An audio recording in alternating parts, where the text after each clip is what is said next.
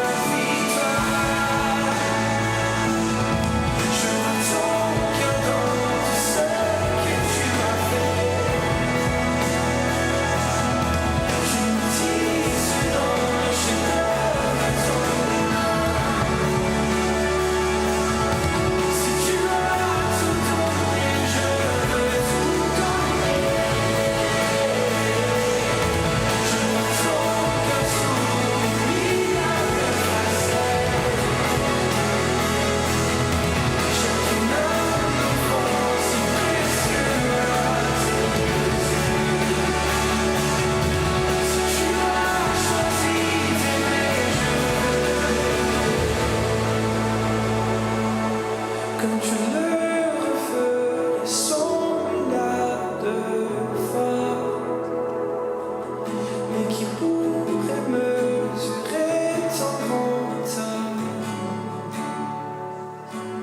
car même pour un seul tu aurais tout donné.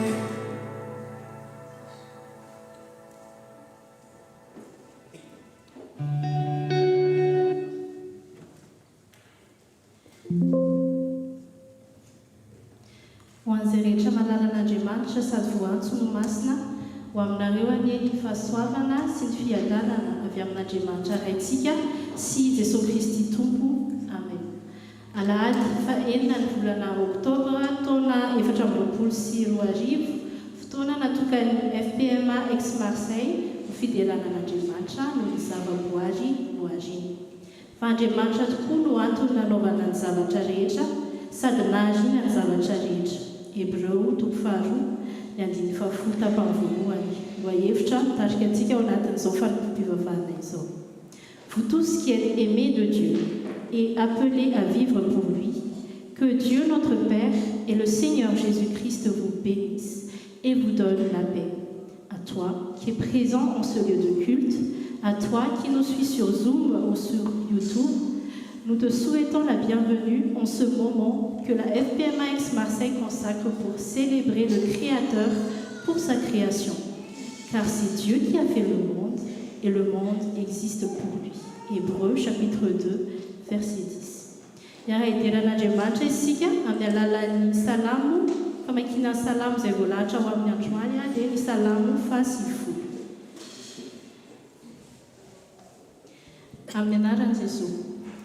Tompo, efa fonenanay hatramin'ny taranaka rehetra ianao. Fony sy mbola ary ny tendrombohitra na voaforonao ny tany sy izao rehetrinao dia Andriamanitra ianao hatramin'ny taloha indrindra ka ho mandrakizay. Mamerina ny olona ho amin'ny vovoka ianao ka miteny hoe miverena ny zanak'olombelona. Fa eo imasonao ny arivo-taona dia toy ny fandalin'ny omaly ary tahaka ny fotoam-piavinana indray amin'ny alina.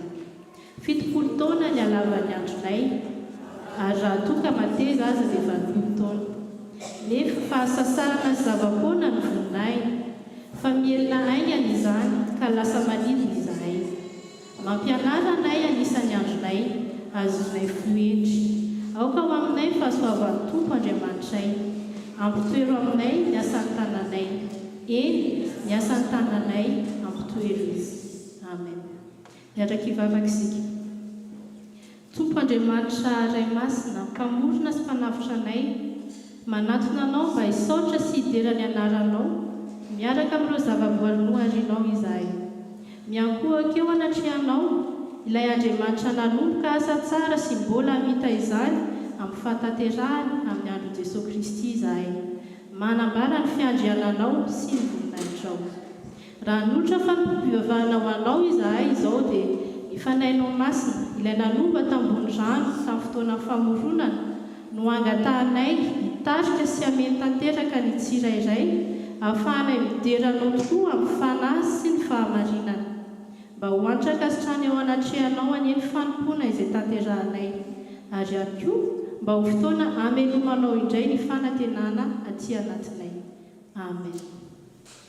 Miaraka anao hira fiderana isika tiako loatra. Amen.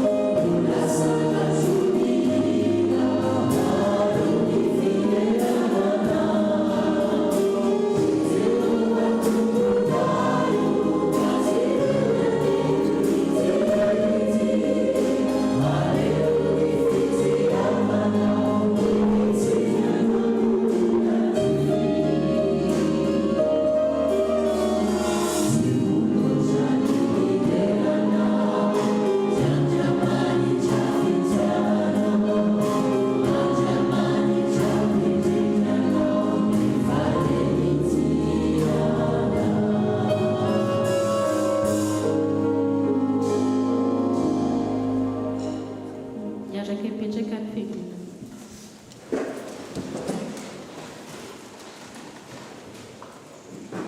Andeha ho inontsika sy hodinintsika ny sitrak'Andriamanitra araka izay voasoratra ao amin'ny Genesis toko voalohany ny andininy fa 4 ka hatramin'ny 7.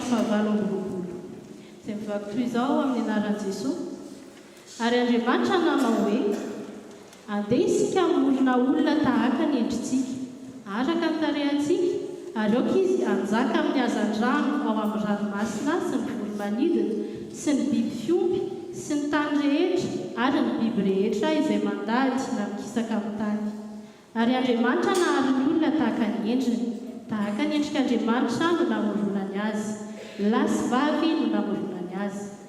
Ary Andriamanitra nitsodrano azy hoe, maroa fara sy mihabetsaha ary mameno ny tany, ka mampanimpo azy ary manjaka amin'ny hazan-drano ao amin'ny ranomasina sy ny voromanidina ary ny biby rehetra izay mihetsika ambony tany. Tamin'ny fotoanan'ny famoronan'Andriamanitra dia nanome toerana manokana ho antsika olombelona, notendreny mba hanjaka sy hanapaka ary hikarakara ny zavaboary izy. Kanefa rehefa tafiditra amin'ny fahotana dia lasa nivoatra nakany amin'ny famotehana ny zavaboarin'Andriamanitra izany andraikitra nomen'Andriamanitra ny olombelona izany. Au moment de la création, Dieu a donné un rôle et une responsabilité particulière à l'être humain, celui de dominer, au sens de prendre soin de la création comme Dieu l'aurait fait. Quand le péché est entré, l'exercice de ce mandat a été perverti et les actions humaines nuisent la création de Dieu. Ainsi, reconnaissons nos manquements et notre défaillance et approchons-nous de lui en suivant cette prière. Prions. Dieu créateur de tout, nous te louons pour ta bonté, visible dans toute la diversité de ce que tu as créé, en faisant de nous une famille cosmique, vivant dans une maison commune. Grâce à la terre que tu as créée, nous recevons dans nos vies amour et subsistance, foyer et protection. Nous confessons que nous ne comprenons pas la terre comme un don maternel venant de toi, notre Créateur. Notre égoïsme, notre cupidité, notre négligence et notre maltraitance ont causé la crise climatique, la perte de la biodiversité, la souffrance humaine, ainsi que la souffrance de toutes les créatures, nos sœurs. Nous confessons que nous avons échoué à écouter les gémissements de la terre, les gémissements de toutes les créatures et les gémissements de l'esprit d'espérance et de justice qui vit en nous. Que ton esprit créateur nous aide dans notre faiblesse, pour que nous connaissions le pouvoir rédempteur du Christ et l'espérance trouvée en lui. Que les gémissements de l'esprit fassent naître en nous une volonté de te servir fidèlement, pour que nous entendions et guérissions la création afin d'espérer et d'agir avec elle, pour que les prémices de l'espérance puissent s'épanouir. Dieu d'amour, Dieu créateur, nous prions pour que tu nous rendes sensibles à ces gémissements et que tu nous encourages à avoir la même compassion que Jésus, le Seigneur Rédempteur. Donne-nous une vision renouvelée de notre relation avec la terre et les uns avec les autres, comme créatures qui sont faites à ton image. Au nom de celui qui est venu proclamer la bonne nouvelle à toute la création, Jésus-Christ. Amen. Ataontsika ny hira Rimtom-Pandriamanitra Andriananary. Thank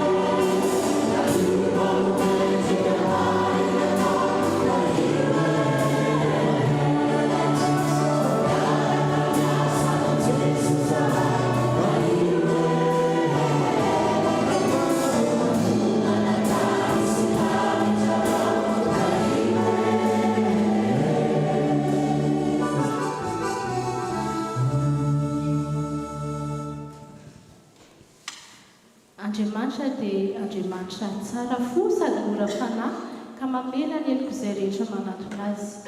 Raiso fampinoana eo am-pitsanganana ary ny teny manambara ny famelan-keloka atolotra Andriamanitra antsika.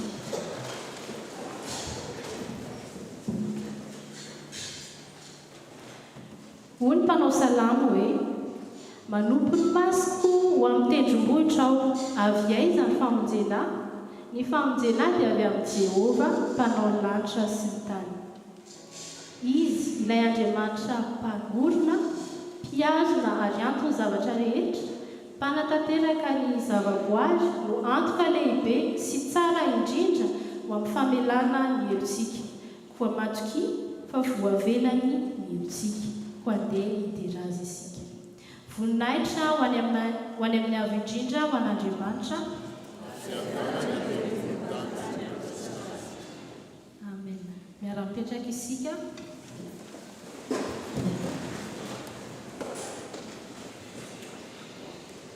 Nous allons maintenant poursuivre à la lecture biblique, mais avant ce moment cœur du culte, j'invite les Sekula Lahadi à venir devant et à faire le chant Merci Seigneur.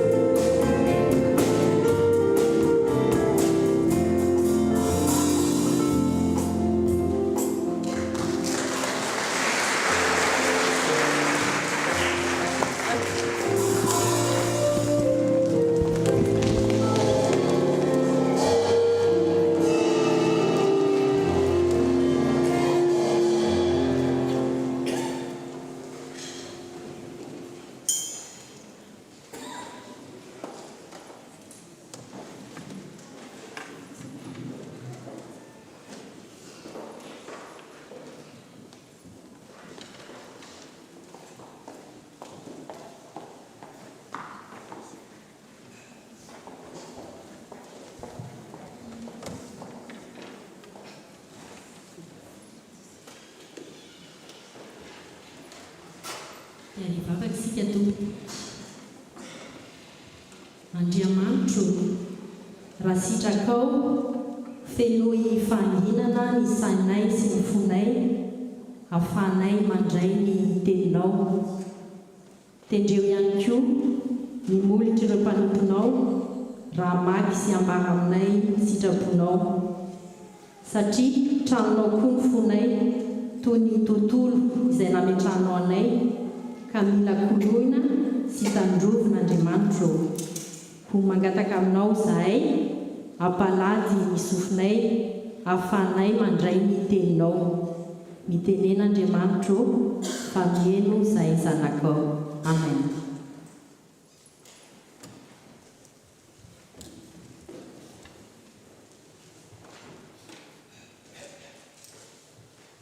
Amaksieny teny soratra masina tsika tompo zany dia mitantsika ao amin'ny Genesisy faharoa andiny fahavalo ambin'ny folo hatramin'ny efatra ambin'ny folo. Genèse chapitre 2 verset 18 à 24. Mitantsika dia rahantsika mamaky amin'ny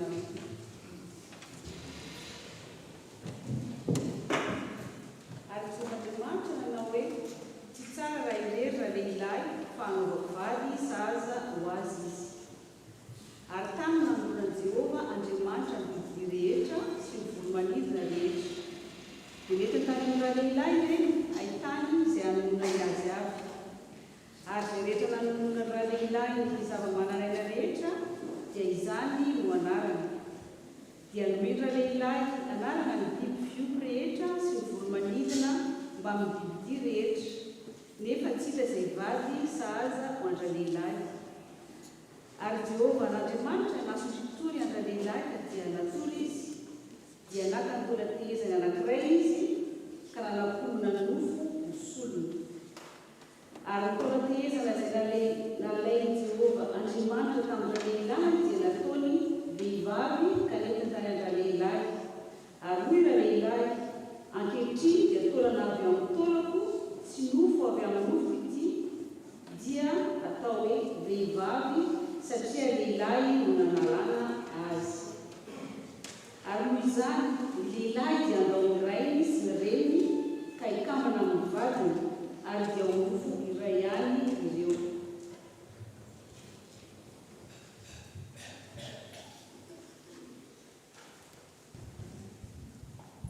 Mbola toisatsika ny famakinana ny soratra masina izany dia hitantsika ao amin'ny Hébreu toko faharoa andininy fahasivy ka hatramin'ny faharaika ambin'ny folo. Hébreu chapitre 2 du verset 9 à 11. Au nom de Jésus. Fa ilay natao ambany kely noho ny anjely no hitantsika dia Jesosy ary noho ny fitondrana ny fahafatesana dia voasaroka voninahitra mandaza izy mba hanandrana fahafatesana amon'olona rehetra noho ny fahasoavan'Andriamanitra. Fa miendrika izay ataony nanaovany zavatra rehetra sady nahariana ny zavatra rehetra raha nitondra zanaka maro ho any amin'ny voninahitra ny ahatanteraka ny tompo famonjena ireo amin'ny fahoriana. Fa iray no niaviny izy roa na izay manamasina na izay amasiny fa izany no tsy amenatra azy hanao ny hoe rano.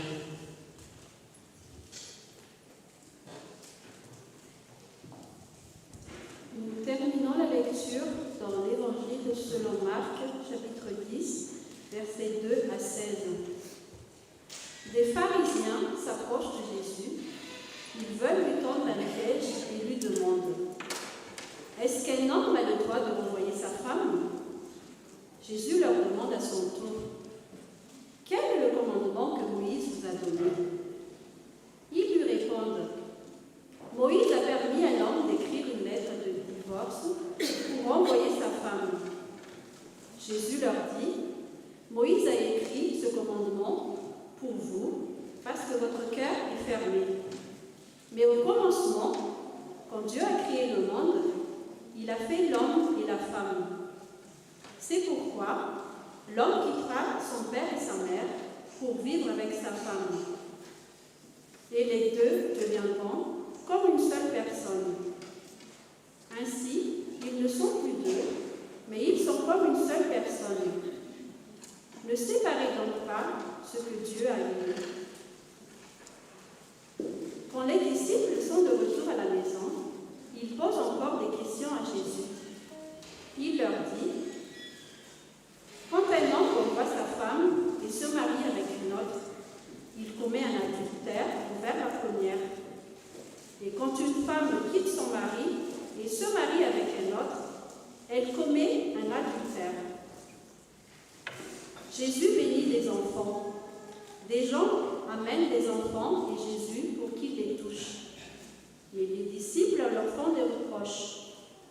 En voyant cela, Jésus se met en colère et il dit à ses disciples, « Laissez les enfants venir à moi. Ne les empêchez pas. En effet, le royaume de Dieu appartient à ceux qui sont comme les enfants. Je vous le dis, c'est la vérité. Si quelqu'un ne reçoit pas le royaume de Dieu comme un enfant, cette personne ne pourra jamais y entrer. » Ensuite, Jésus embrasse les enfants et il les bénit en posant les mains sur la tête. Amen.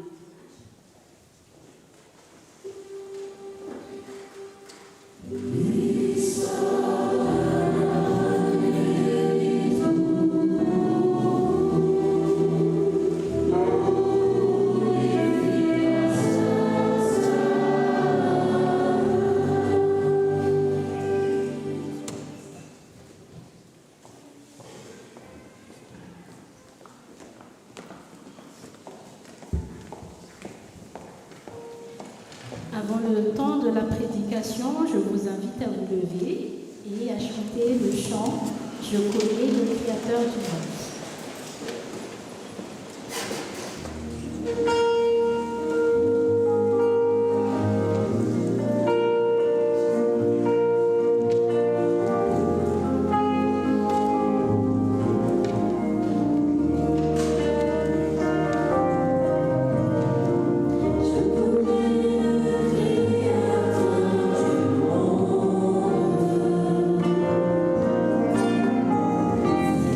Je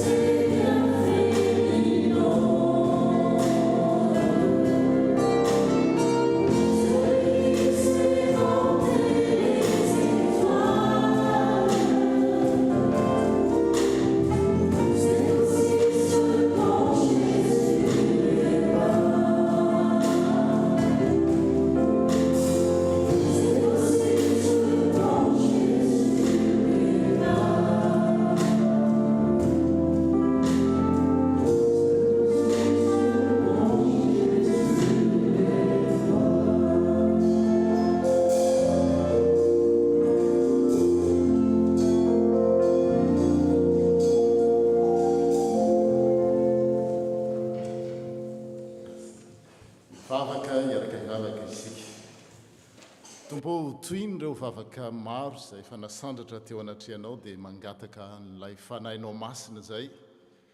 Ilay fanahinao masina lay nambomba teo ambonin'ny rano raha namorona izao rehetra izao avy amin'ny tsy misy ho tonga misy ianao.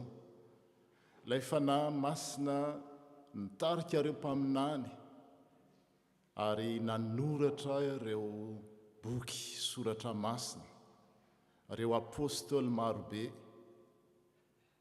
Ilay fananao masina tonga tetỳ amin'izao tontolo izao nanorona ny fiangonana, mitoetra ao anatin'ny mpino tsirairay avy, mangataka ny fitarihan'ny fanahinao masina izay. Satria ny soratra masina rehetra dia vokatry ny tsindrimanja ny fanahy masina. Ary tsy efa ny sain'ny olombelona irery no mamoaka ny hevitry dalina finosiny. Koa matoky izay fa amin'izao ora sy fotoana izao dia sokafanao ny fomba fijerinay, anananay fijery vaovao, fijery tahaka ny fijerinao. Ny tontolo noforononao sy nomenao anay ho toy ny fanomezana lehibe, ary mba hahafahanay miaina araka ny projet anao, tetikasanao, satria tsy tonga ho azy zao rehetra zao fa misy fikasana lehibe, miezinezina nieritreretinao ary tanterahanao hatramin'ny farany zany. Seigneur, nous te demandons ton Esprit Saint, celui qui a plané sur les eaux lors du commencement de tout ce qui existe. L'Esprit qui a conduit tous les prophètes, tous les apôtres pour écrire les Saintes Écritures. L'Esprit par lequel tu as fondé l'Église. L'Esprit qui habite en chacun de nous, qui fait de nous fils et filles de toi, créatures nouvelles nées de nouveau. C'est cet esprit que nous te demandons en ce moment pour ouvrir notre intelligence à la réception de ton message qui va bouleverser notre vie, qui va changer notre façon de vivre, parce que nous sommes tous des nouvelles créatures. Amen. Petraka isika faly siravo misaotra ny ireo ekipa ao amin'ny Église Verte nanomana sy nitarika izao fotoana izao, ary mahafaly satria raha tany am-boalohany tsika niditra tamin'izany Église Verte zany dia betsaka ny fanontaniana zay rariny sitsiny hoe inona zany, sao dia politika zany, sao dia zao. Nefa rehefa tena diniantsika ilay izy, tena ny kristianina no manana toerana lehibe amin'izany, ary efa miroso tsikelikely amin'izany ny fiangonana, ary mbola betsaka ny lalana irosoana, mbola lavitra, fa ny tsara dia ny fanomboana, dia avy eo manohy ireo zay ho avy rehetra, ireo zay ho tonga eo amin'ny fiangonana dia hanohy izany asa masina izany. Raha mandinika nareo ny hira zay misafidiana dia efa toroteny avy hatrany, Andriamanitra Andriananahary zay namolavola sy nandavorary, dia nitaona antsika mba hanohy izany asa masina izany. Raha jerena ny vakiteny zay efa naroso teo, ny lohahevitra dia hoe manantena sy miasa miaraka amin'ny zavaboary tsika kristianina, ary tafiditra ao anatin'izany tsika hoe santatry ny fanantenana. Ka ny lohahevitra anio dia nitsoahana tao amin'ny vakiteny faharoa zany, epistily ho an'ny Hebreo, toko faharoa 10 ary ny tapany A zany, dia hoe fa Andriamanitra no antony nanaovana ny zavatra rehetra sady nahariana ny zavatra rehetra. Je dis en français, c'est Dieu qui a fait le monde. Et le monde existe pour lui. Zay ny lohahevitra zany, arak'izay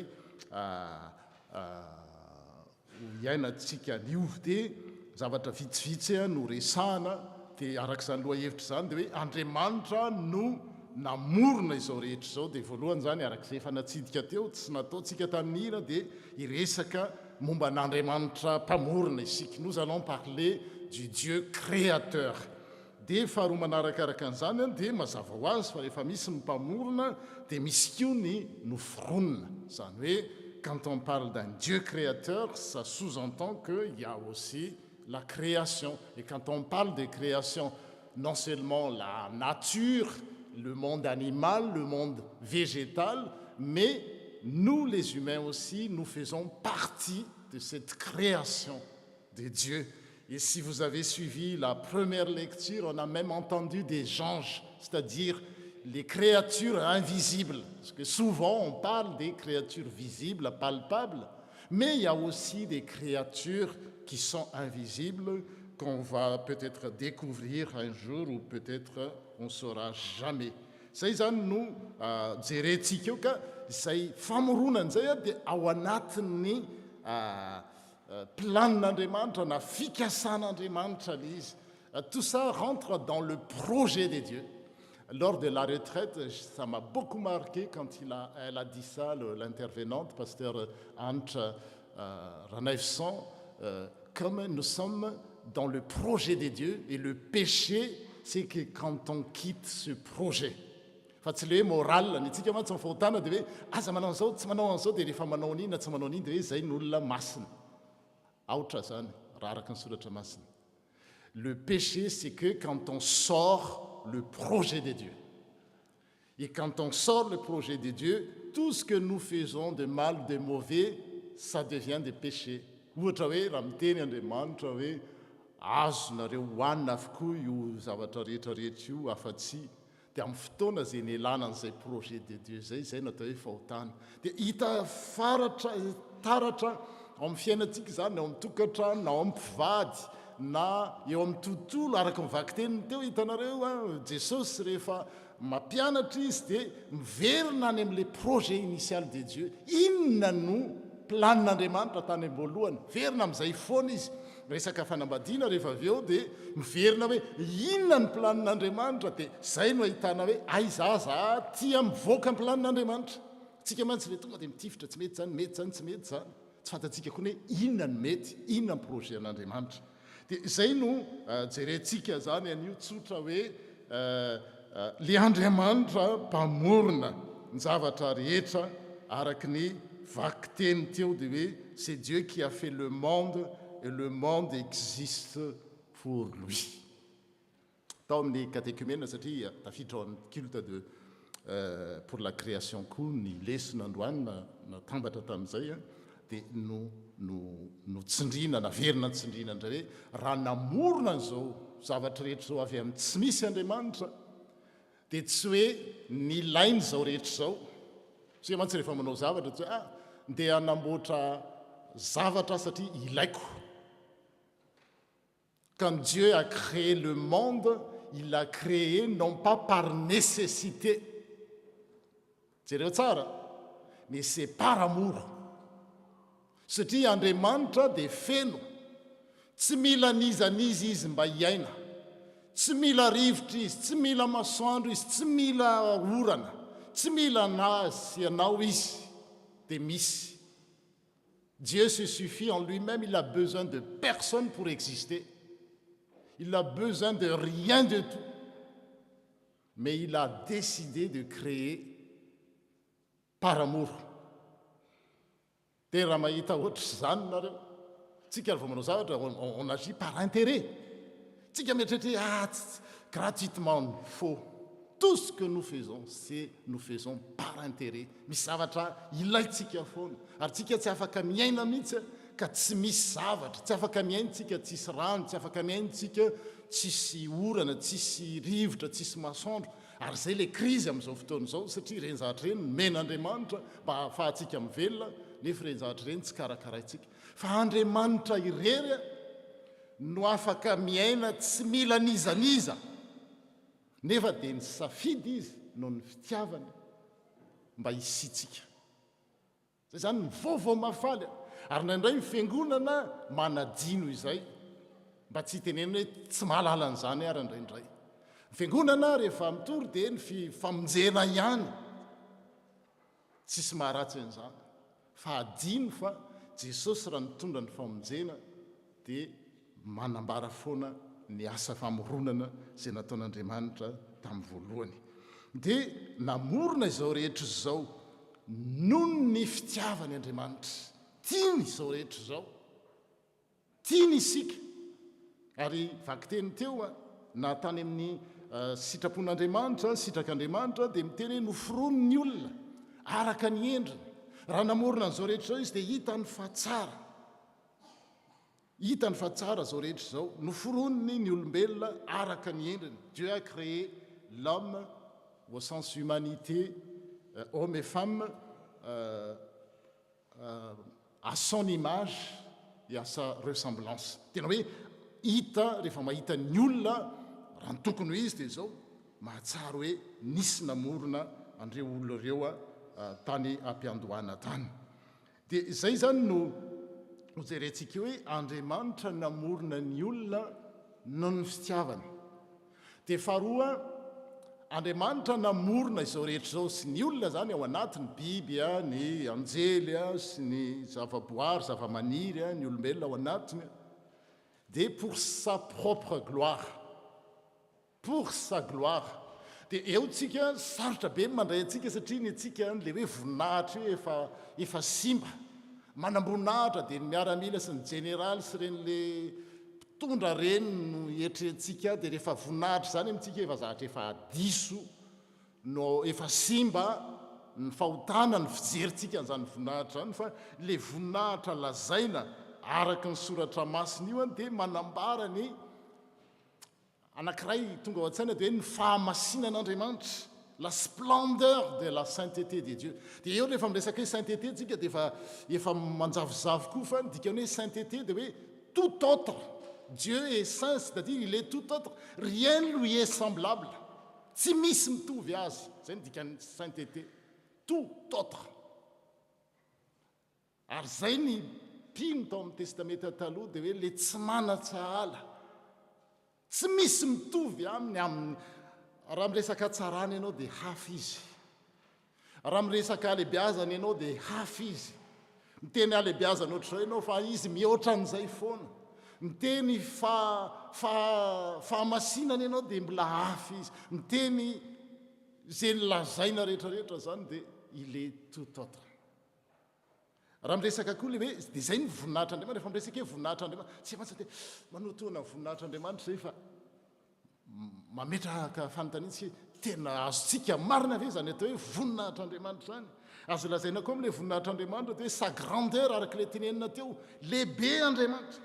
Nefa zay fahalebiazan'Andriamanitra zay manosika azy anatona ny kely. Il est devenu le tout proche tao amin'i Jesosy.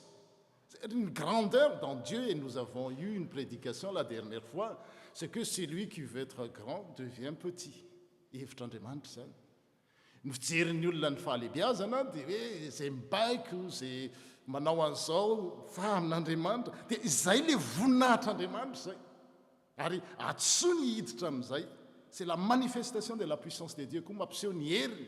Dia ny herin'Andriamanitra nefa amin'izay voninahiny zay dia zao miseho amin'ny fahalemena. Ny olona ny hery zany dia herim-pamoretana, dia mpitondra moa dia zay manana miaramila izy, zandary izy, manana ny fahefana, vola dia zao ampiasany reny amoretana. Fa le Andriamanitra manam-boninahitra dia zao ny heriny dia tanterahana amin'ny fahalemena. Rehefa miresaka voninahitr'Andriamanitra zany tsika dia tena tsy misy fandraisany mihitsy amin'le eritreretintsika olombelona hoe manam-boninahitra reny, zandary sy sivily zany ny atsika. Dia le olona saluena na olona metrahana tapis rouge na olona arabaina ery ao amin'ilay fanjakan'Andriamanitra, amin'ilay voninahitr'Andriamanitra tsy dia zay loatra. Zay zany no tsara faritana raha miresaka an'izany atao hoe voninahitra Andriamanitra izanytsika. Dia vakiteny salamo izay mivakiana tamin'ny heriny, salamo izay mivakiana tamin'ny komity partany, salamo 120. Raha miresaka zany voninahitra zany tsika dia zao no voalazana. Ny lanitra mitory ny voninahitr'Andriamanitra, ary ny abakabaka dia manambara ny asan'ny tanany. hitanareo zany hoe le tontolo no arian'andriamanitra le zavaboary zany ny lanitra sy ny abakabaka io izy hitantsika io a dia mitoren'izay voninahitr'andriamanitra izay mampiseho hoe hafa andriamanitra tsy manatsahala andriamanitra mampiseho hoe lehibe izy satria reny lanitra sy ny tany sy ny kitany reny a rehefa mandinika manam-pahaizana dia zao on découvre il y a des galaxies tena hoe immensement grand dia le fahitantsika kitany reny a dia mampiseho hoe hafa andriamanitra lehibe andriamanitra fitiavan'andriamanitra raha zany teo amin'ny toerana dia zao tsy mila an'ireo a ina koa ny ilaiko an'ireo saka tsika indray raha fa misy ahatra tsy mifanaraka amintsika iny a dia ohatra zao andriamanitra tsy mba zany zay ny voninahiny zay arakaraky ny andavan'ny olona azy ary vao makizy misisika zany ny olona manam-boninahitra zany ny olona mieritreritra miavona dia zao dia hisandratra izy dia hiseho izy tareo ny kely a no miavona fa andriamanitra lehibe a midina zay ny voninahiny zay zay indraindray a tena na ny fiangonana ary nampiasana ny filazantsara nentina nanjanahana tarista ty nentina nanafiana tarista ty nefa ny filazantsara tsy zay no antom-pisiny fa mampiseho zay atsara n'andriamanitra zay dia ny lanitra mitory ny voninahitr'andriamanitra le ciel raconte la gloire de Dieu une chose qui sait ce que c'est la gloire de Dieu, c'est la nature. Le ciel raconte la gloire de Dieu. Les étoiles annoncent ce que Dieu a fait. Et non seulement qu'ils savent ce que c'est la gloire de Dieu, mais ils le font chaque jour. Verset 3 dans le psaume 19, chaque jour raconte cela au jour suivant. Tanao isaky ny mifandimby rapitso raha afakapitso dia zao izay no ataon'izao tontolo zao zao natiora zao zavaboary zao manambara ny voninahitr'andriamanitra sy ny asan'ny tanany fa ny olana dia zao le zavaboary zay noarian'andriamanitra araky ny endriny no tsy mahatakatra zany atao hoe voninahitr'andriamanitra zany dia miala ao amin'ilay projet an'andriamanitra zay zany raha raisina tsotra ny atao hoe la gloire de Dieu. Dieu a créé pour sa gloire et pour le bonheur de l'homme. Raha zay fotsiny mantsy dia tsy ampitra zay tsika hoe sy naninona teto amin'ity fiangonana ity fa Dieu a créé toutes choses mais il a aussi créé pour la gloire, pour le bonheur de l'homme. Raha namorona ny olombelona izy dia tsy natsony hoe ho ataony andevony ny olombelona hoe fesesi fesela zany ny fitoritsika raha vao tsy manao an'izao na manao an'izao ianao dia tezitr'andriamanitra sao dia mba tsy andriamanitra zany raha namorona n'izao rehetra izao andriamanitra dia niahasambatra ny olombelona haitsika tsara hoe manana hevitra heverana anareo a dia hevitra tonga fiadanana fa tsy loza en français j'ai un projet de bonheur. Zay le izy ary ho an'ny ao amin'le misy boky kely zay hoe petit catéchisme de Westminster dia zao no teny zay teny amiko mihitsy izy io hoe le but principal de la vie de l'homme homme et femme zany tsika l'humanité est de glorifier Dieu et de trouver en lui le bonheur éternel. Le but principal ny antom-pisiny zao rehetra izao zany ny antom-pisitsika olombelona dia ny anome voninahitra an'andriamanitra ary mahita ao amin'andriamanitra ny inona ny bonheur fahasambarana mandrakizay éternel io zany tsy hoe l'éternel koa zany dia etretina hoe sy any aparany ihany araly any aparany ihany fa manomboka zao ny éternité ary tsy misy fahataperany dia zay no voalaza ny catéchisme hoe nous existons pour une et une seule raison. Indray tsika rehefa maheno dia ny antom-pisin'ny fiangonana dia mitory ny filazantsara marina zay fa tsy ampy.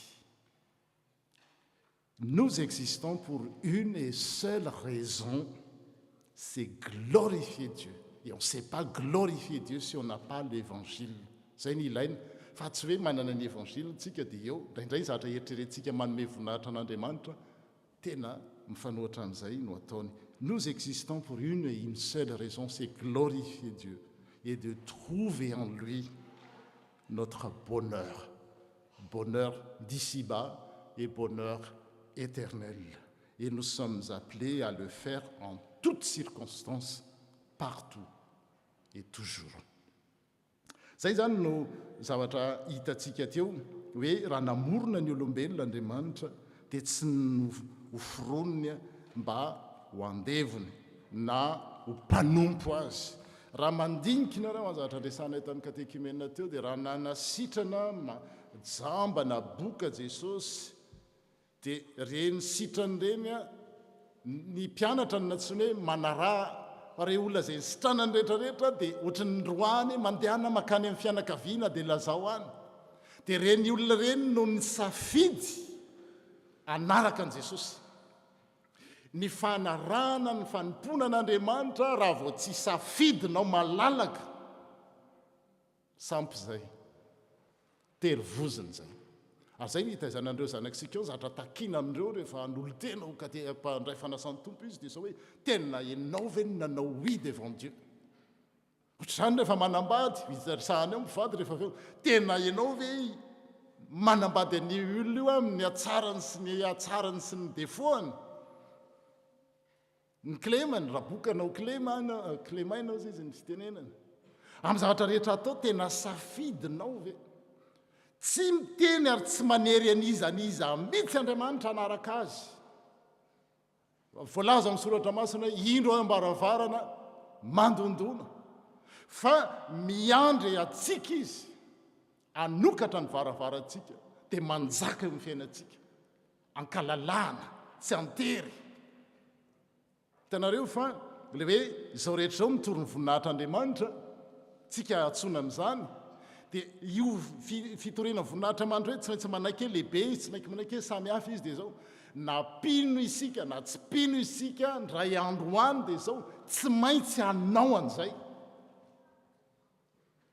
Any amin'ny apokalypsy any dia hoe nareo zay nandefina azy ara dia ioby azy fa anao an'izay anterivoziny izy. Ils vont glorifier Dieu par inona ny ilazana zany par forcing. C'est comme une sorte d'adoration travaux forcés. Fa ho an'ny mpino zay efa nanolo tena ho an'Andriamanitra dia manao an'izany amin'ny mpifaliana izy. Voilà la différence. Zany hoe itsika izao ary zay nge ny tombony amin'ny fiangonana miaraka amin'ny natiora dia mankalaza sy midera an'Andriamanitra satria ho zay ny fiainany mandritry na ny fiainany ety na ny fiainako avy ary ataony ankalalahany zay hoe tsy maintsy ankalalahany fa tsy maintsy anao an'izany ny olona na tiany na tsy tiany. Quel que soit leur diplôme, leur entêtement, leur savoir-faire, savoir-vivre, ils vont le faire, mais malgré eux. Mais les chrétiens, ceux qui ont répondu favorablement à cet appel, ils le font de bon gré. Tena faly izy. Hitanareo zavatra rehefa tereny tsy maintsy atao io tsy manao an'iny fa satria voatery. Ohatra zany nge rehefa misy zavatra tiatsika misy zavatra tiatsika tsika izao tsy maintsy misy zavatra tiatsika. Ohatra hoe zaho zao ny zavatra tiako anankiray fa betsaka ny zavatra tiako dia ohatra hoe manao baolina latsinainy koa dia zao na avy olana namangatsika raha azoko atao dia tonga any Château Gombert nefa za any Aix no mipetraka tiako le izy ataoko amin'ny fifaliana izy mafana be ny andro nefa raha misy zavatra anankiray ka mafana be ny andro na avy ny olana ay za tsy hivoaka aleko hijanona raha manao dia voatery. Dia ohatr'izay koa le fiainana amin'Andriamanitra io le hitaizanany fiangonana io hoe ianao ne na tianao na tsy tianao tsy maintsy satria izay namorona an'Andriamanitra anao pour sa gloire tsy maintsy glorifier azy ianao na tianao na tsy tianao. Mais est-ce que tu vas le faire malgré toi ou tu vas le faire de manière waouh faly. Nefa ny tombona ny kristiana dia zao misy bonheur misy fifalianao ary raha namorona an'izao rehetrarehetra zao Andriamanitra dia zay araka ny teneniny teo hoe tsy mba manao zavatra hoe petatoko zany izy fa ny fironony zavatra rehetra tsara ny fironony ny lehilahy dia hitany fa hoe tsy tsara raha irery raha lehilahy il est pas bon que l'homme soit seul dia nanaovany vady sahaza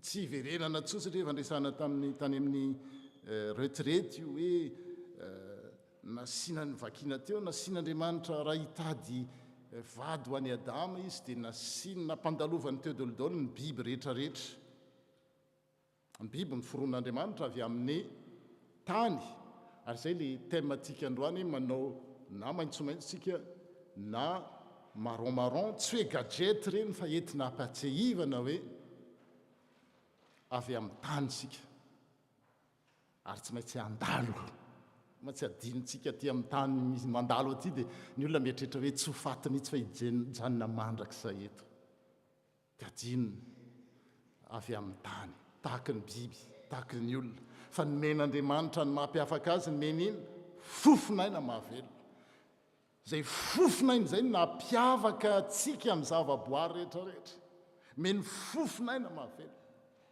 dia rehefa nomeny fofinaina mahavelona i adama dia afaka niaina fa andriamanitra nyteneny non tsy tsara raha irery raha lehilahy fa omeko vady sahaza dia meny namorona ny eva napatoriny nataony rehefa tsy nahita teny amin'le biby isan-karazany dia nisorona avy ao amin'ny taolatehezana zay le hoe taolatehezana nahita ny taolatehezana dia eva zany amin'ny teny hébreu dia hoe isha ny atao hoe lehilahy ary isha ny atao hoe vehivavy c'est le féminin de Adam Ève zany hoe natsoina ifameno tsisy lehibe tsisy kely fa natson'andriamanitra ifameno ny lasy vavy ary raha namorona za moa nanao fimezana kely teny avelany dia hoe quand Dieu a créé Ève dia il a fait endormir Adam.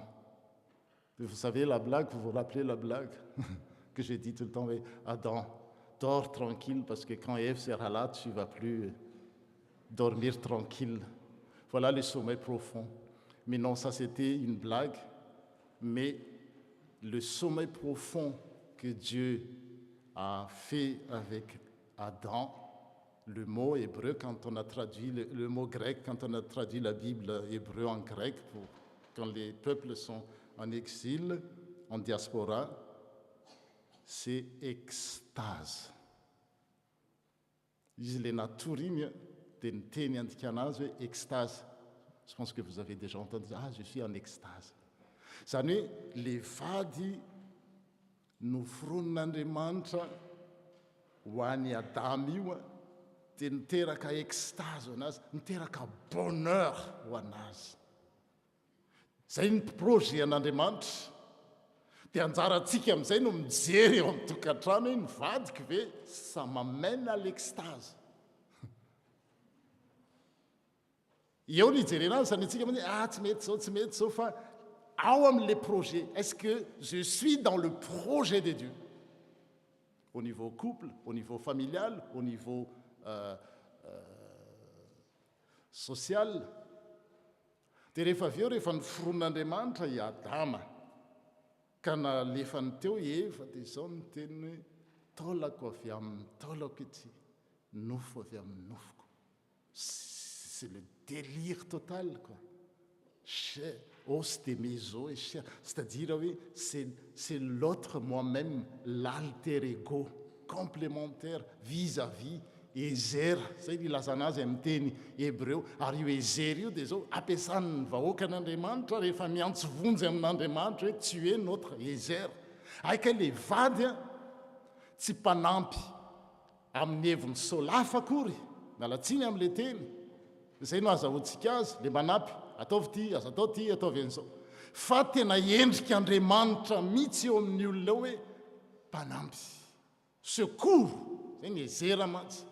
Rehefa resiny zanak'Israely rehefa mandalo olana izy dia zao no antsoiny hoe Dieu Ezer, Dieu notre secours. Dia nefa io voambolana io teny io dia nentina ilazana ny vady, c'est mon secours. Dia eo ny hitarafana an'le tokantrano hoe est-ce que je sens que mon mari ou ma femme est cet Ezer-là? Secours, eno ahitako azy, zavesatra.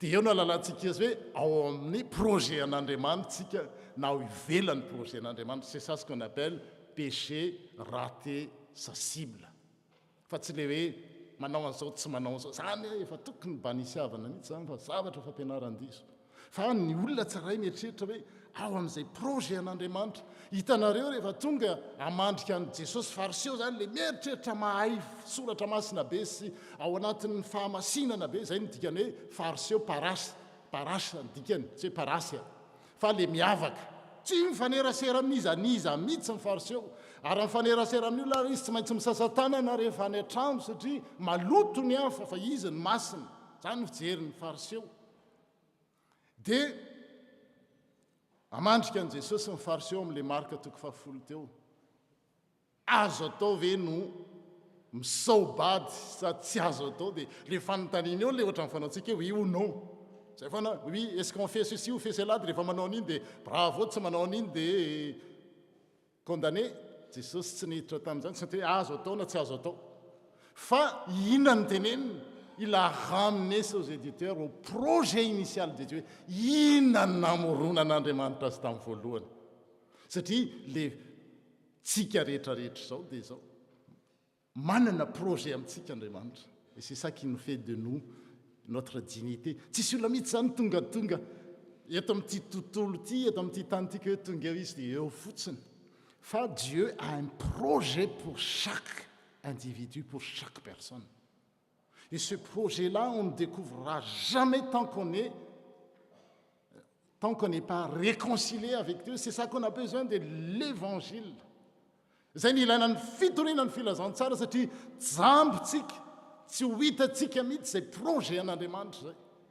Raha tsy mandray ny famonjena ny olona, raha tsy ahafahan'Andriamanitra ao migeja ny olona, ary rehefa mahita an'izany izy dia be dia be ny olona miteny ohatra ny rahasalama zay ny tonga tatsaka hoe hitako ny lalatsara ka izorako, hitako le projet an'Andriamanitra izorako fa rehefa tsy misokatra zay dia zao lalana eritrereto mitondra any amin'ny fiainana nefa fahaverezana le izy. Et beaucoup de gens qui sont sur l'autoroute vers la destruction malheureusement be dia be raha itsika raha iteny manahirana ny teny amintsika eto me dia hoe sur quel chemin nous sommes. Aiza ho aiza amin'la zay zany fantany aiza ho aiza amin'izay projet n'Andriamanitra zay isika ary mitodika amin'ilay loha-hevitra an'io dia hoe à espérer et agir avec la création. Le projet de Dieu, c'est le bonheur de l'homme. Dia tsy sasatra ny manome zavatra tsara ho an'Andriamanitra raha teo amin'ny tantarany Adama sy Eva fotsiny zao. Dia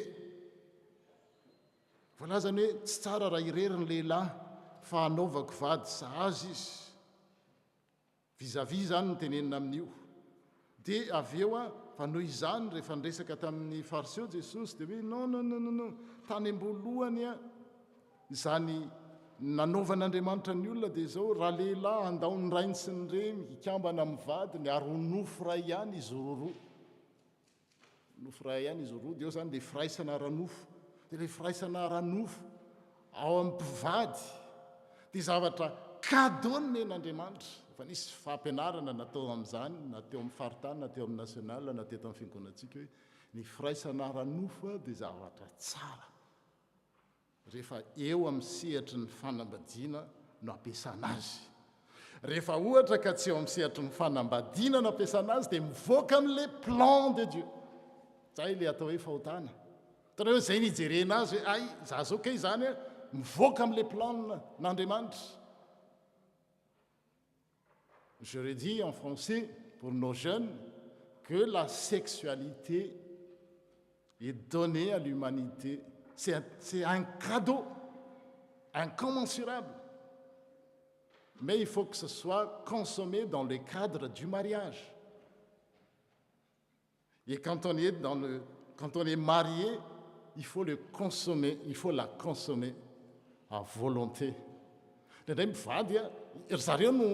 Men'Andriamanitra tsodrano hoe tena ataovy zay mety. Paoly apôstôly any amin'ny Korintiana toko 2 any dia hoe aoka ny lahy anao zay mety amin'ny vavy, aoka ny vavy anao zay mety amin'ny lahy.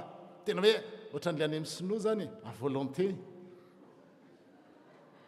fa tena rehefa maraina iny nahitana azy frustré mialatsiny fa misy ankizy moa dia aleo rehefa tsika konge manahirana atsika rehefa manao formation na couple ny tanora indray mbetsaka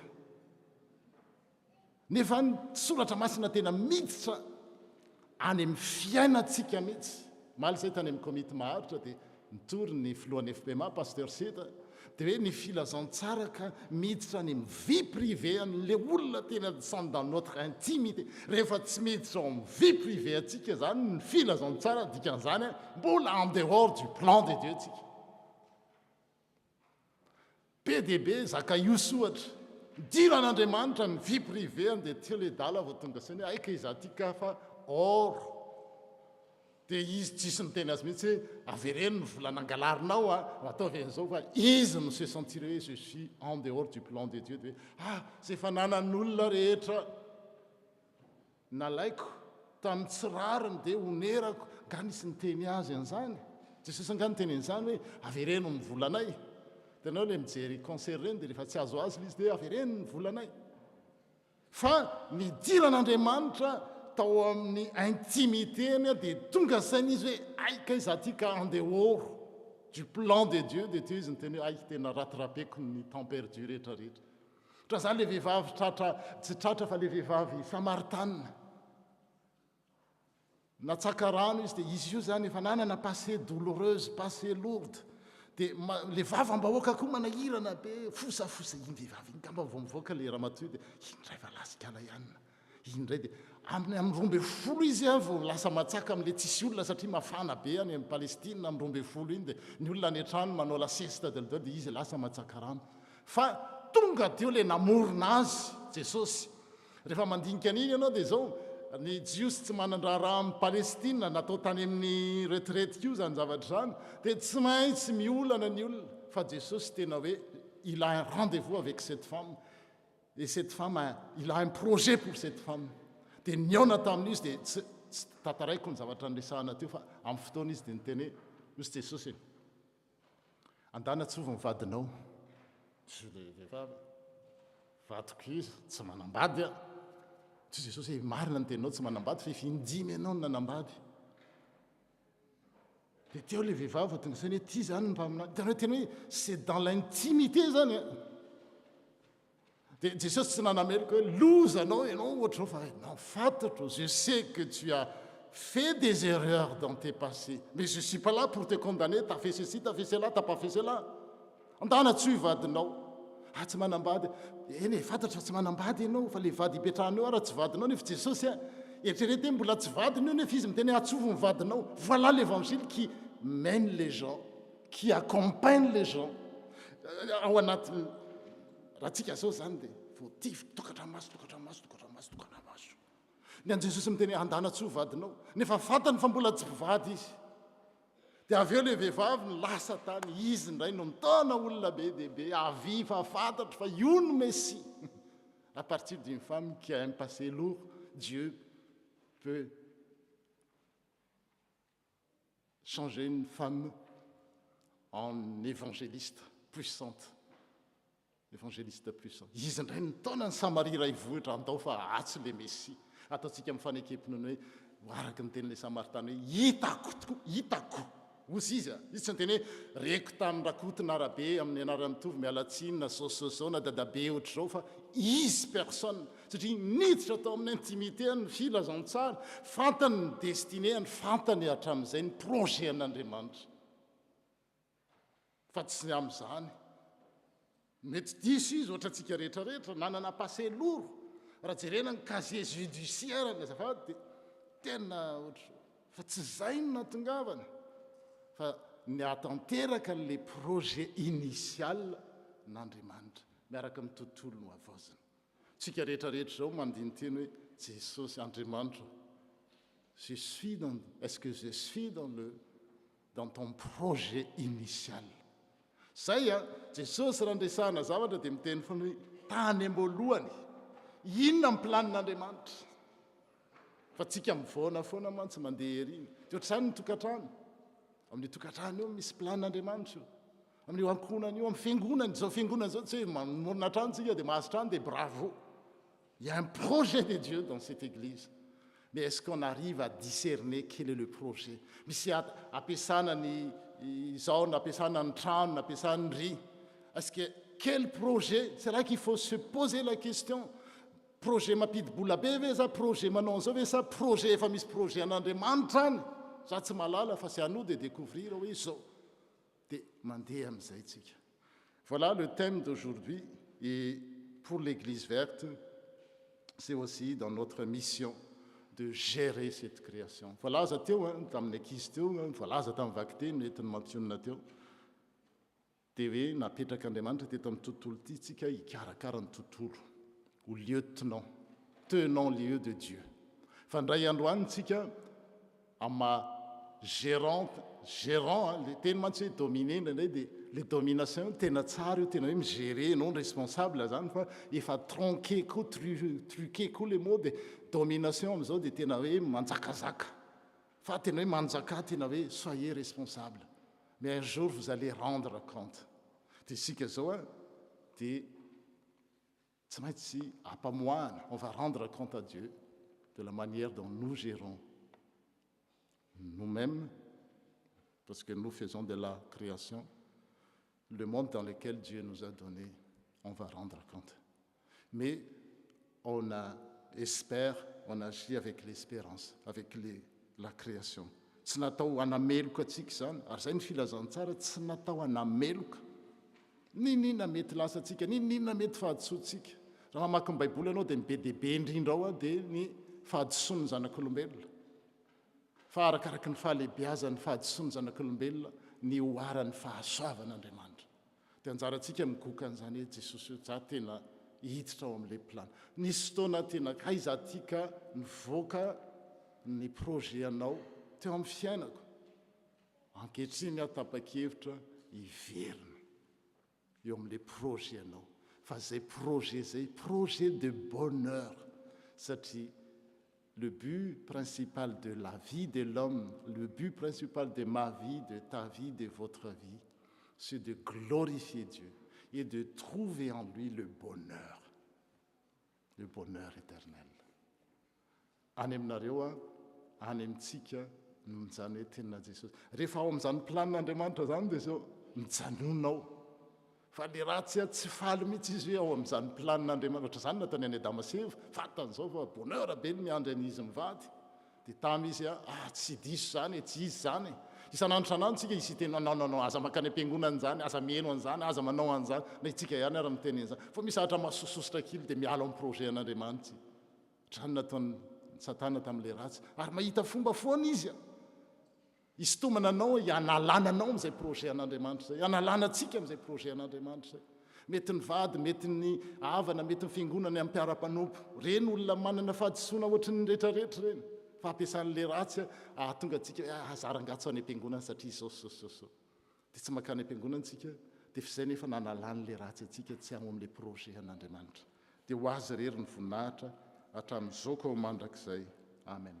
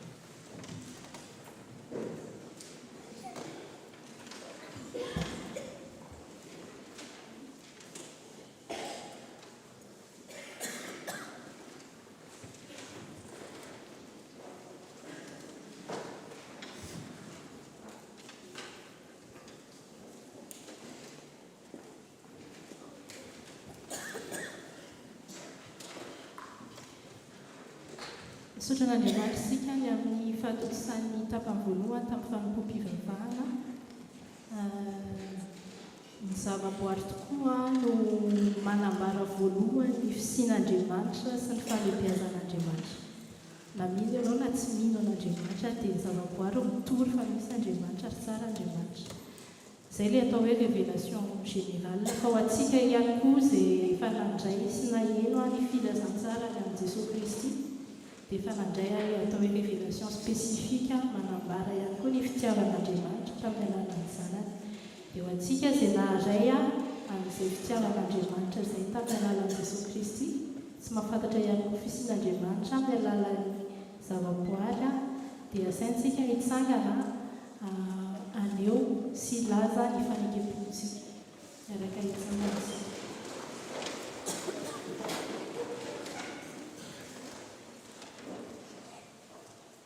Mino an'Andriamanitra Raitsoa, mpanao lanitra sy ny tany ao, ary mino an'i Jesosy Kristy zavalahy tokana tompontsika, izay mitorotoroana tamin'ny fanahy masina, nateraky Maria Virgile, nijaly nanapaka Pontio Pilato, nombona tamin'ny hazo fijaliana, matika nalevina, midina tany amin'ny fiainatsika, nitsangana tamin'ny maty amin'ny andro fahatelo, niakatra ho any an-danitra, mipetraka eo ankavanan'Andriamanitra Raitsoa,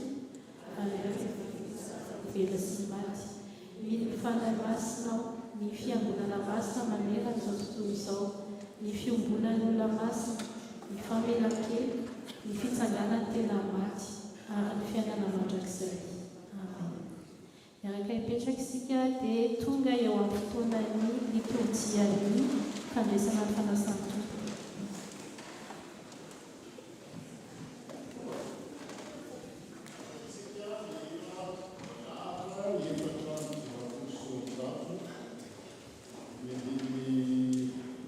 Rehefa tonga ety amin'oloana ny diakona 254.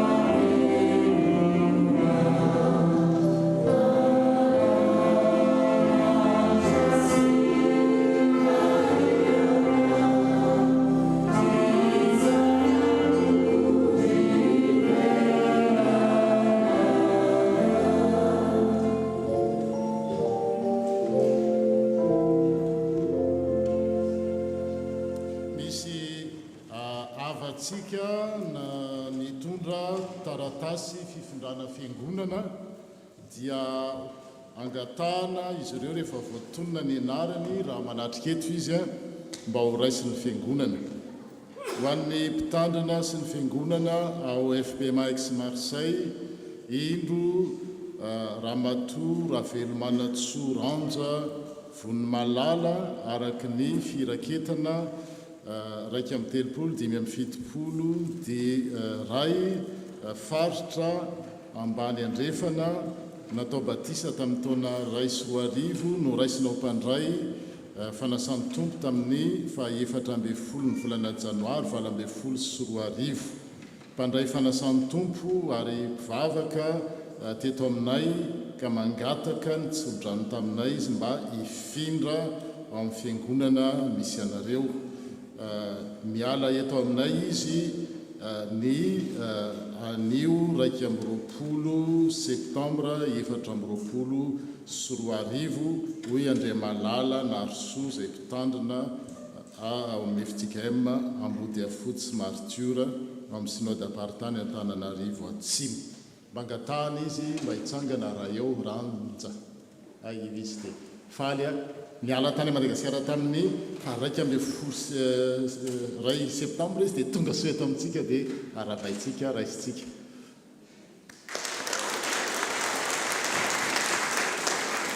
dia faly mandray anao zay ranja ho isan'ny mpiangona sy mpivavaka sy mpandray fanasan'ny tompo eto amin'ny FPMA X Marseille ary ireo mpiandraikitra dia apiditra anao koa amin'ny listiny mpandray fanasan'ny tompo saotra teoko afaka mipetraka misy anankiray koa raha eo izy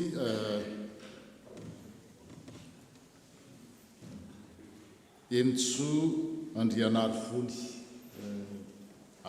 Entso Andrianarivony ho an'ny mpitandrina Randrianandrasana Janot sy ny fiangonana FPMA X Marseille ry havana ho aminareo aniny fahasoavana sy ny fiadanana avy amin'Andriamanitra raitso sy Jesosy Kristy tompo indro izahay manolotra anareo n'Andriamatoa Andrianarivony Entso mity solofa kely dia kely le soratra dia mba miezaka ihany tsy hametaka solomaso fa Entso Andrianarivony Entso mity Jonathan zay zanaky ny FPMA Poitiers manomboka sekoly-alahady isan'ireo mpikambana mpitarika mavitrika atao amin'ny STK Poitiers ary niraisina mpandray fanasan'ny tompo tamin'ny volana jiona 20 jiona 2021 ndray aman-dreny dia diakona perinasy eto amin'ny tafo FPMA Poitiers no ny asa mandraraha nefa dia ifindra monina eto amin'ny région marseillaise izy sady maniry indrindra ihany koa ifindra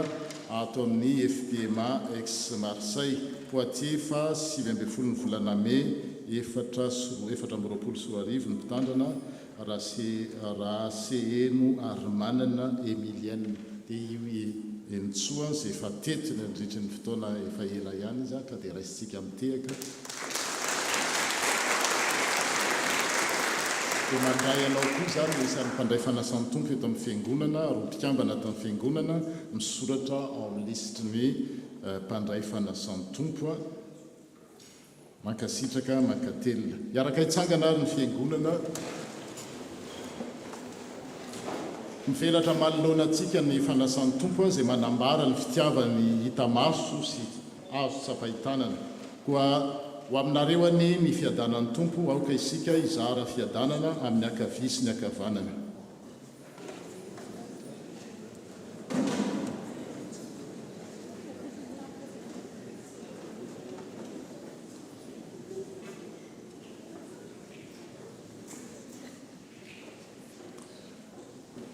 ry havana asandrato ny fonareo eo amin'ny tompo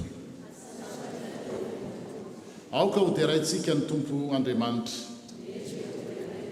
eny tokoa tompo masin'Andriamanitra mandrakizay mahefa ny zavatra rehetra fifalianay ny mitsoka sy mideranao ianao zay namorona ny zavatra rehetra ho amin'ny fahalavarariana sy ho amin'ny fiainana tonga lafatra ianao zay nanafaka anay tamin'ny fanandevozana mba hahafahanay manompo anao amin'ny kalalahana sy amin'ny mpifaliana amin'ny alalan'i Jesosy Kristy tomponay amin'ny fotoana rehetra sy amin'ny toerana rehetra no anandratanay mihira hoe ry Jesosy mpanjaka malaza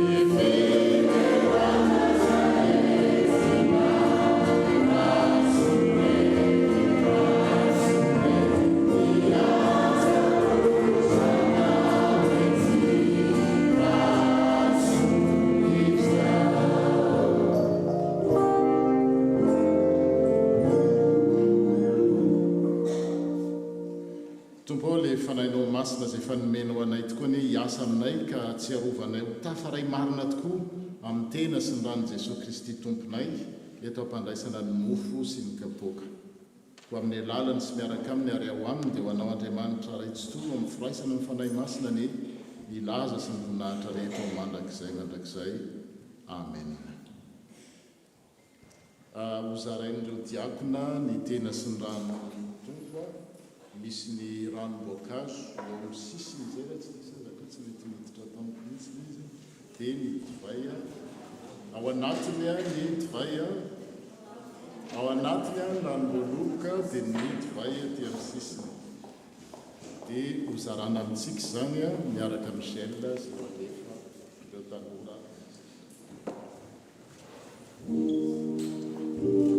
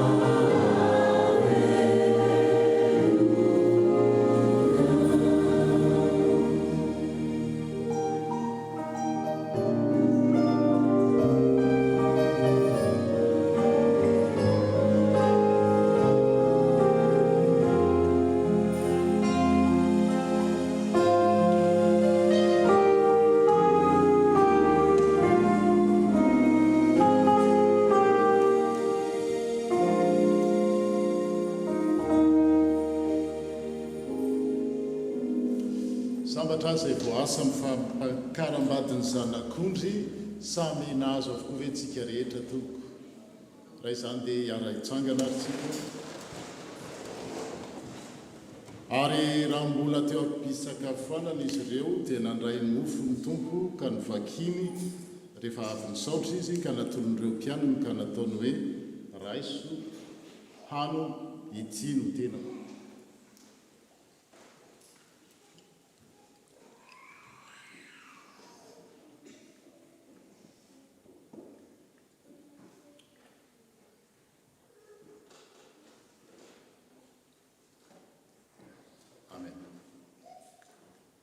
ary nandray mikapoaka izy fa rehefa nisaotra dia natolon'ireo mpianany ka nataony hoe misotroany tiana rehetra fa ity no rako ka ny amin'ny fanekena vaovao izay alatsaka any rehetra ho famelan-keloka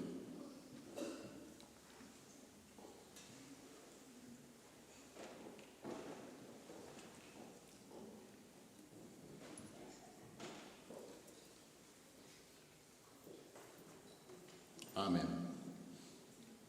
Izao no afatra ho an'izay rehetra niombona latabatra tamin'ny tompo ary namaly izany fanasana masina izany. Jesosy Kristy tompontsika izay voaomby tamin'ny hazo fijaliana ka tafatsangana ary nitsangana tamin'ny maty no efa nanome anareo ny tenany sy ny rany izay nanavotany anareo tamin'ny fahotana rehetra. Izy enieno ampahery sy hiaro anareo amin'izany amin'ny finoana marina ho fiainana mandrakizay ho aminareo aneny fiadanana. Amen. Mioby ny fanaiko telo amby efapolo sy dimanjato no anatazana ny kapoaka anangonana ny kapoaka sy afahantsika manome rakom-pisaorana.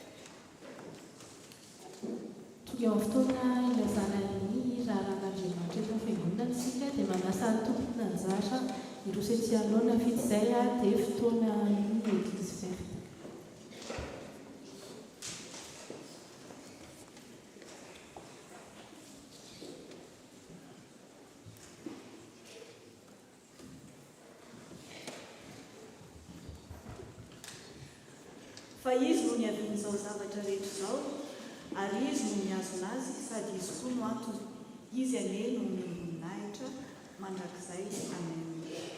Izany tenin'Andriamanitra izany indray no entina hiara-banantsika ry havana amin'izao alahady fa enina ny volana oktobra 2024 izao alahady ihany koa izay natokana ho amin'ny fisaonan'Andriamanitra noho ny asa famononana izay nataony. Dia miarahaba ihany koa ireo rehetra izay manaraka izao fampivavahana izao amin'ny alalan'ny tambazotra isan-karazany ho aminareo rery havana ny fahasoavana sy ny fiadanana avy amin'Andriamanitra iray sy Jesosy Kristy Tompo. Misaotra any amatoma-piona isika nitarika antsika tamin'ny fanompoam-pivavahana androany. Misaotra ihany koa ny pasteur Jean-Marie Andrianandrasana mitondra ny afatr'Andriamanitra ho antsika. Misaotra ihany koa ireo rehetra nandray anjara tamin'ny fanatosana izao fanompoam-pivavahana izao. Manaraka izany raha misy amintsika no sambany vao tonga miaraka mivavaka eto amin'izao fotoana izao dia angaviana izy mba hotsangana fa ho arabain'ny fiangonana. Araka izao hitantsika izao dia manana vahiny isika miaraka miaraka amintsika eto androany dia amin'ny fifaliana lehibe no miaraban'ny fiangonana anareo tonga miaraka eto amin'izao ora sy fotoana izao. Ilay Andriamanitra raintsika izay nomba sy mitantana anareo no tonga eto anie dia izy koa no mbola hitantana anareo mandrakariva ka tanteraka ny fikasana tsara rehetra ao anatinareo. Manaraka izany dia tsarovy fa na amin'ny fotoana inona na amin'ny fotoana inona na amin'ny fotoana rehetra dia efa misy toerana ho anareo eto dia aza misalasala tompoko fa misokatra ao antsika ny varavaran'ny trano fiangonana dia tsy inona fa trano izay nomen'Andriamanitra ao antsika mba hanomezantsika voninahitra azy. Dia rehefa mirava kosa izao fanompoam-pivavahana izao raha sitrakareo izy avy ao amin'ny ekipa accueil anatona anareo dia andray ny coordonnées mba ahafahantsika mifanerasera. Misaotra tompoko afaka mipetraka isika.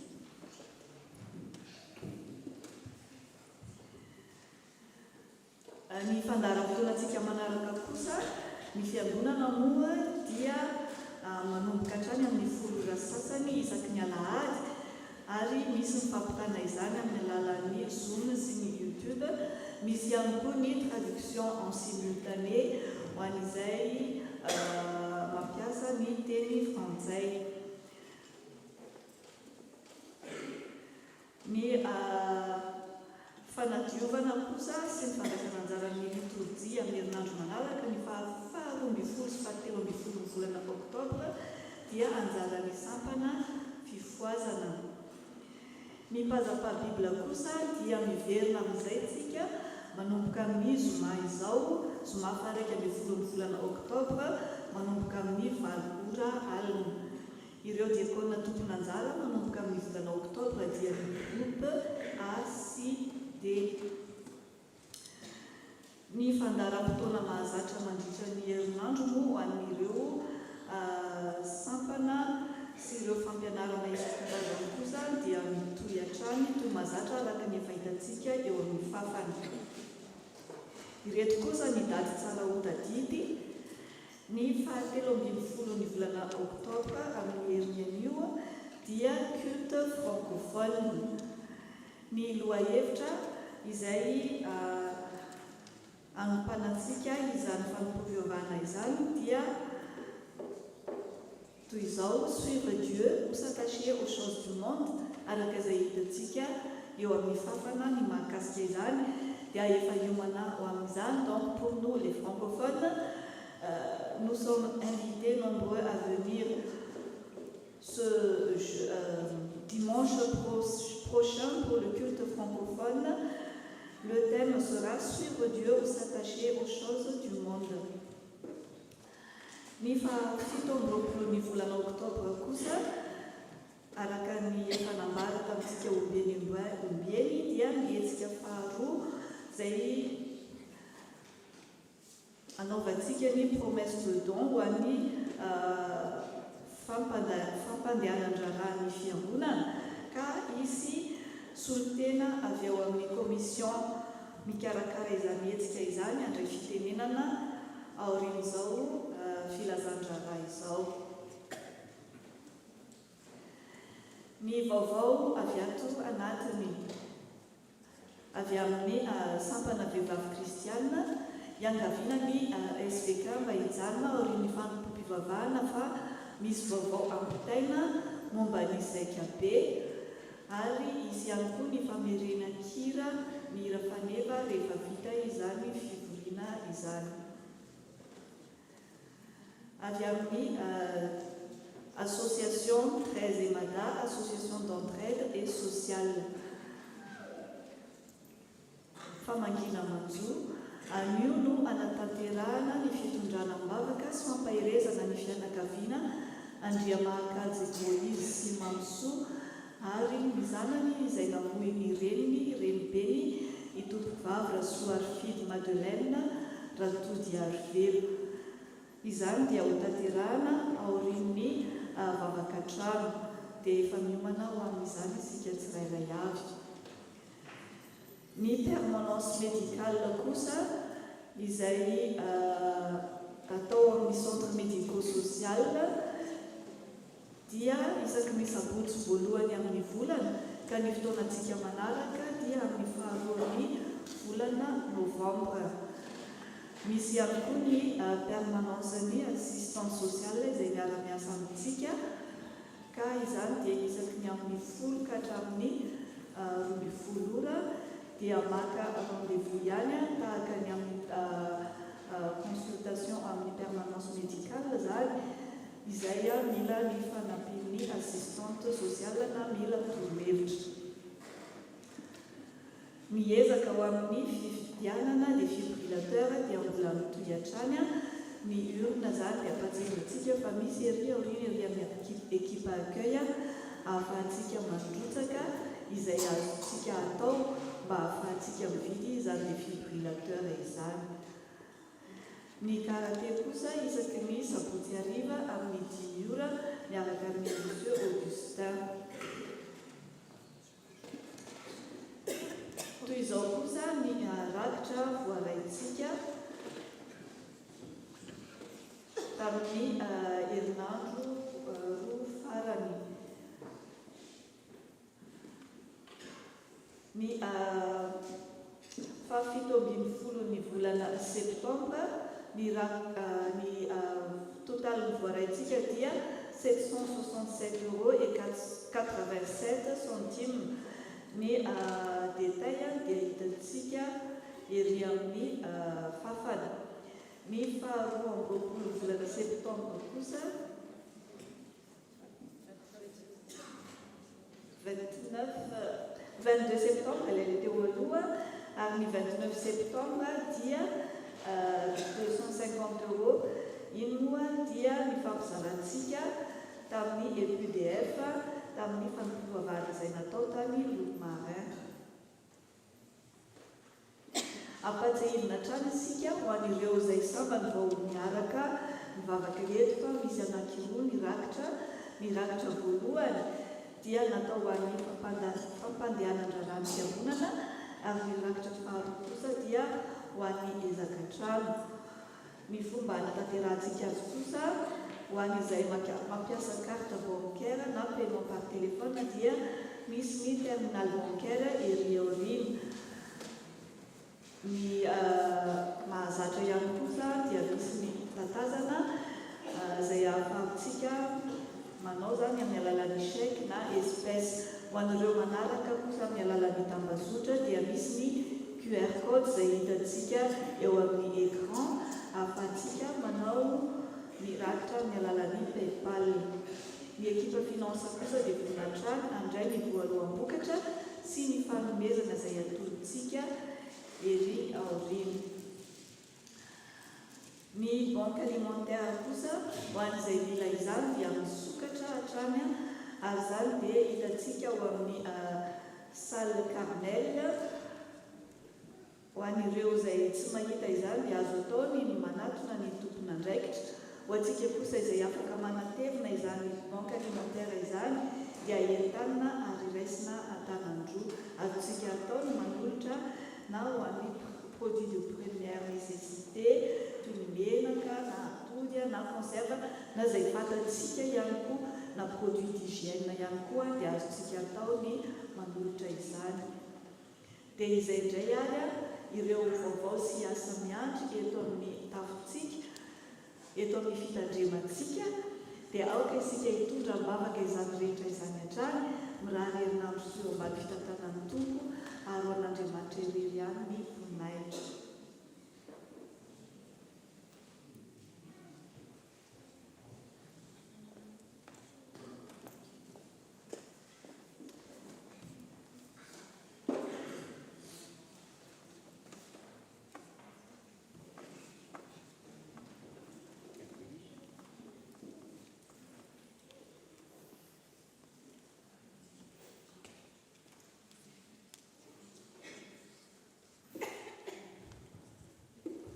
Miaraka antsika rehetra amin'izao alahady amin'izao.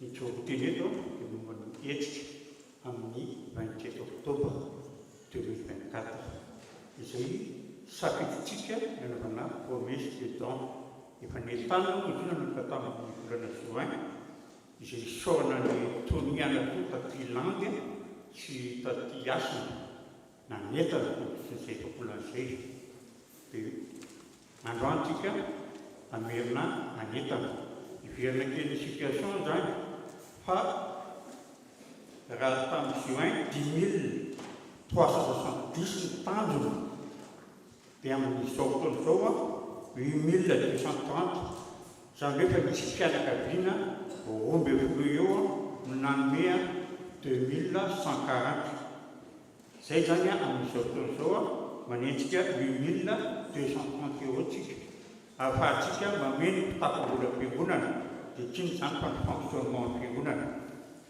zany hoe raha jerevana zany dia mbola maromaro intsika no mbola tsy nanao an'le promesse de don efa nyetrehtra dia nentina ny tanànantsika rehetrarehetra zany dia tsy misy araky ny tenin'Andriamanitra ihany. Tenin'Andriamanitra no ahafahantsika mandroso manao ny zavatra rehetrarehetra tsy sakaraboleary fa ny zavatra rehetrarehetra dia tenin'Andriamanitra ihany. Ary ny tenin'Andriamanitra zaraiko anareo zay tenin'Andriamanitra voaraika mandritran'izay efa volan'izay. Za tsika rehetrarehetra samy naheno na zay tsika dia tsy naheno fa zay voaraiko dia zaraiko aminareo. Ka ny tenin'Andriamanitra zany zay heveriny fa mifandray amin'izao promesse de don izao. Voalohany enina zakaotsika zany tamin'ny mois de juillet tamany dia nisy rojom-bavaka. Ilay rojom-bavaka zava-dehibe misy tsy salama taty zany tsy salama zava-dehibe rojom-bavaka fa mandritran'izany fotoana zany dia tadika misy tenin'Andriamanitra ho zaraina ary le tenin'Andriamanitra ho zaraina izay no zaraiko amintsika. Ny rojom-bavaka natao tamin'izay dia ny tenin'Andriamanitra nare mitenena tamin'izay dia ny pately mpiandrina amin'tia zany ny teny izy tamin'izay fotoana izay fa tsika fitiako le izy any ny teny amiko detay fa Andriamanitra ho izy dia tiatsika ary patantsika zany. Zany hoe itsika koa dia tokony hiteny hoe tianao Andriamanitra. Ary zany fitiavana an'Andriamanitra zany ohatra hoe fandraisana andraikitra anisany miteneny hoe tianao Andriamanitra. Zao fahatongavantsika marobe zao tenen'ny paster teo hoe tsy voasaka ny lasy-panahytsika fa fahatongavantsika zao dia efa manehoana ihany koa anytianao tianay ianao Andriamanitra. Dia anisany koa zany ny fanohanana ny fiangonana an'Andriamanitra.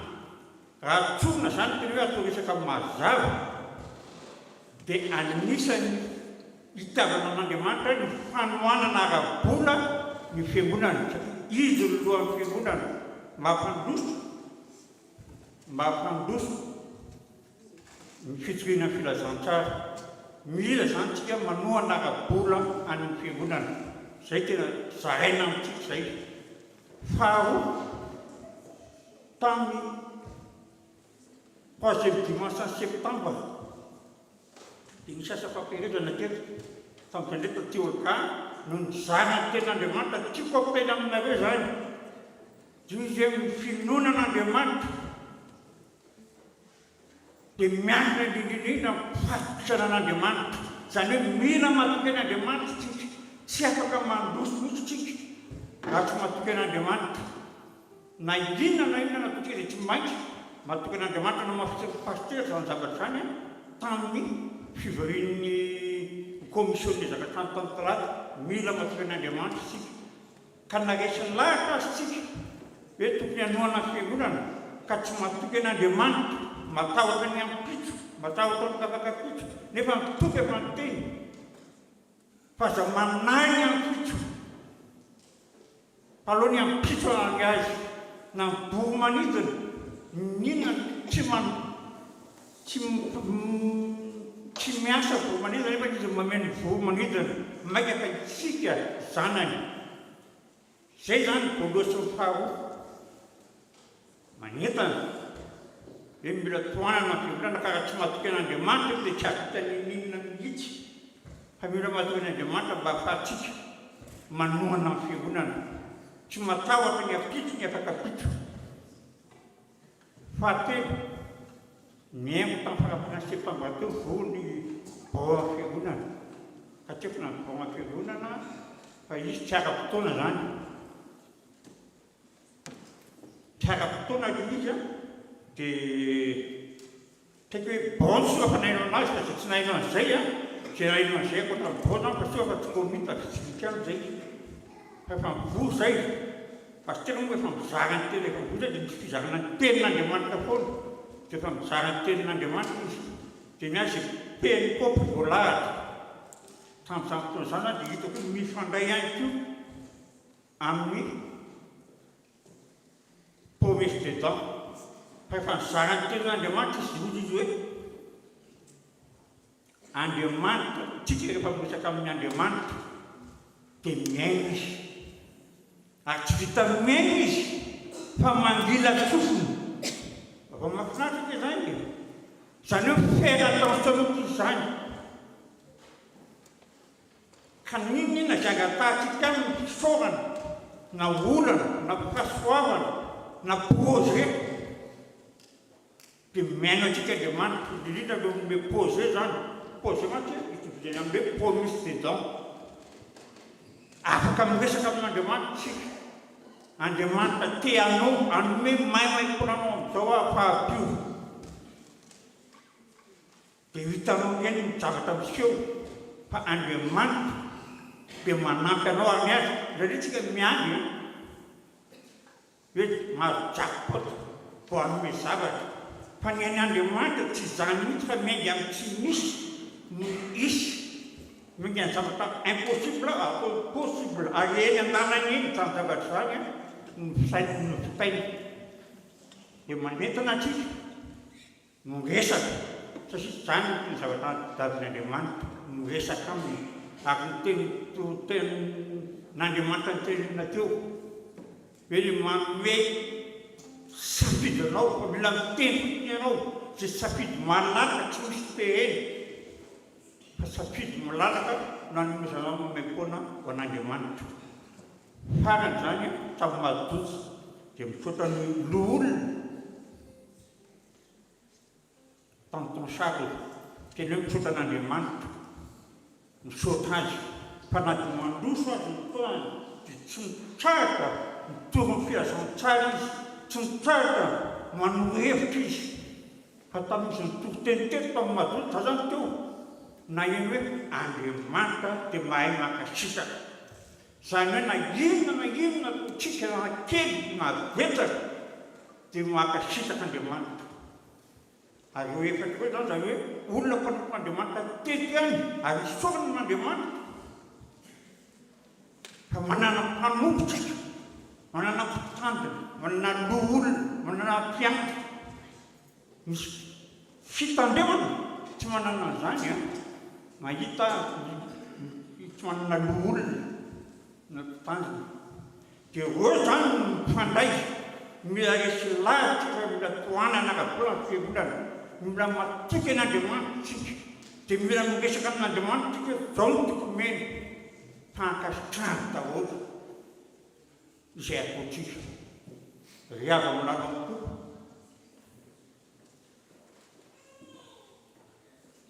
matokia mitsangana fa miantso anao ny toko dia ho an'Andriamanitra hoe ihany voninahitra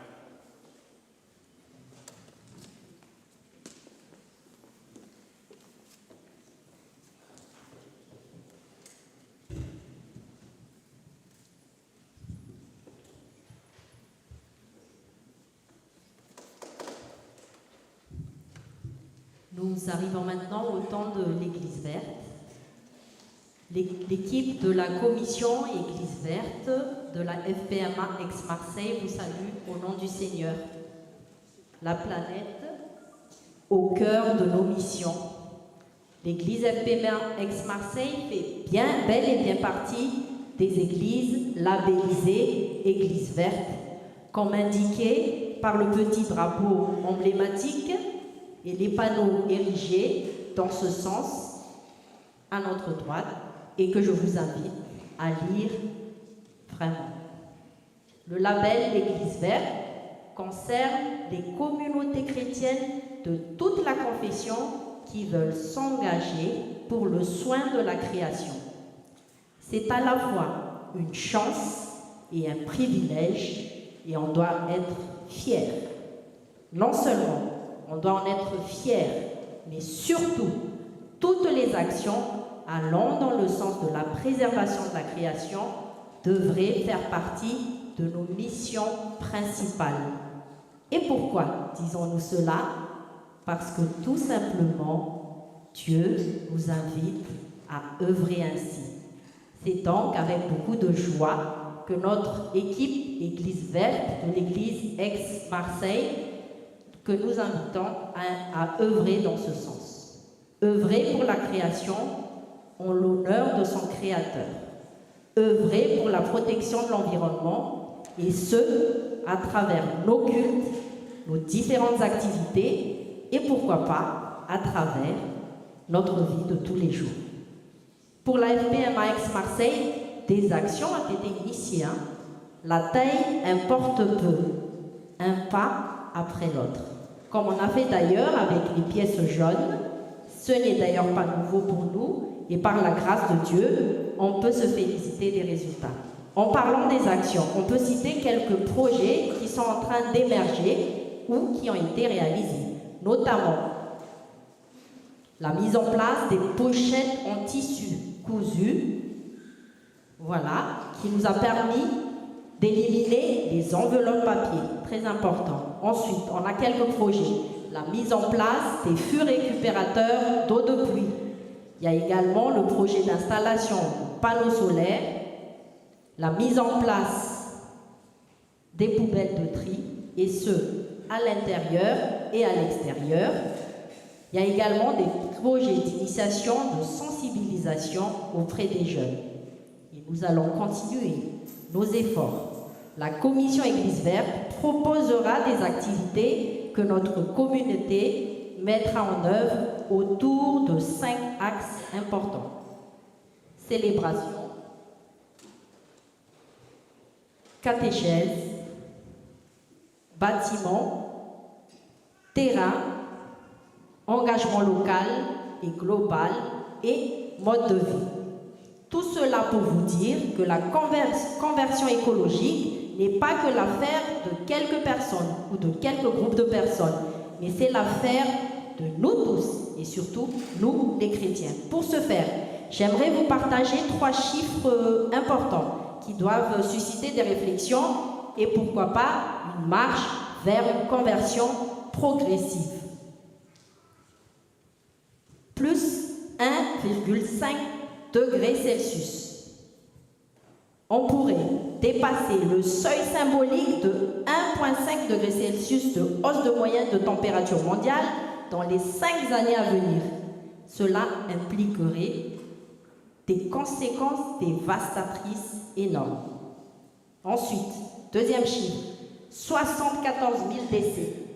74 000 décès seulement au cours de l'année 2023. Les événements naturels extrêmes ont causé plus de 74 000 décès, le plus meurtrier étant le tremblement de terre en Turquie et en Syrie.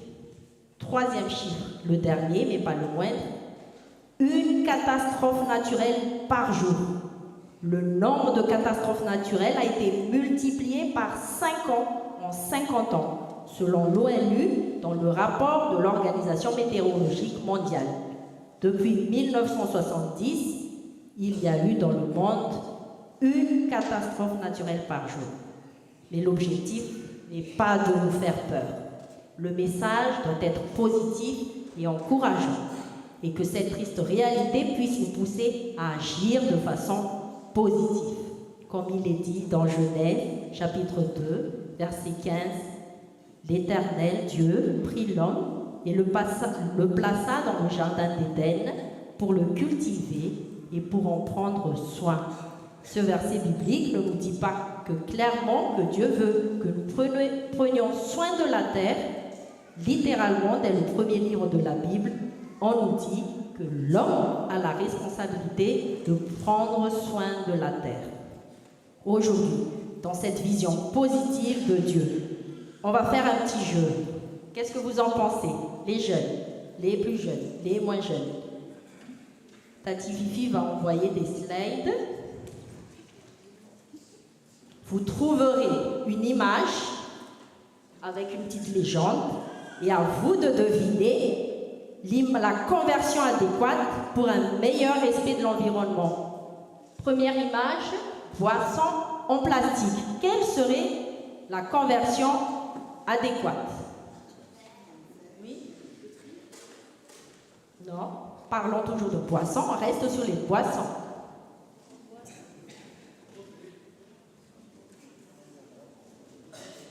C'est pas grave, on est là pour apprendre.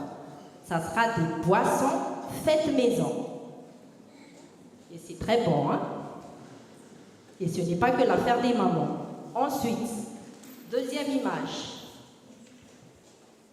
Les verres en plastique. La conversion adéquate, c'est... Oui, carton recyclable. Ou les verres lavables. Ensuite, troisième image. Poubelle sans tri. La conversion, c'est... Très bien. Le tri sélectif. On continue. Une chose très très importante pour nous, la viande. La viande. La conversion adéquate, c'est... Bravo, les fruits et légumes. On sait très bien l'impact environnemental des élevages intensifs sur la biodiversité. Donc, focus sur les fruits et légumes. Ensuite, les jeunes encore. Fast fashion, attention, dévastatrice. Vous avez vu récemment comment les tissus abîment une partie des milieux aquatiques au Ghana. Donc, la conversion adaptée. Seconde main, bravo. Ou les achats labellisés, recyclables, organiques ou éco-friendly, mais aussi, surtout, réguler les achats compulsifs. Je parle aussi pour moi. Ensuite, voiture. Donc, très bien. Transport en commun. Comme quoi? Vélo, bus, tramway. Ou à pied, oui, très bien. Bravo. Dernière chose.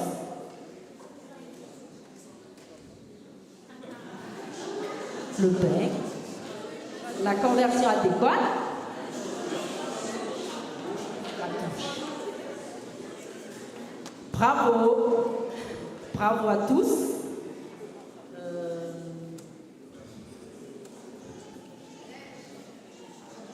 Voilà. Bravo, bravo.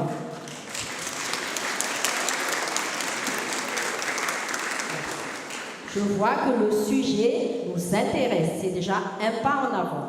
Je vous remercie de cet enthousiasme et prions sans relâche afin que Dieu nous donne la force et la conviction pour préserver notre magnifique planète. La commission Église verte reste ouverte à tous.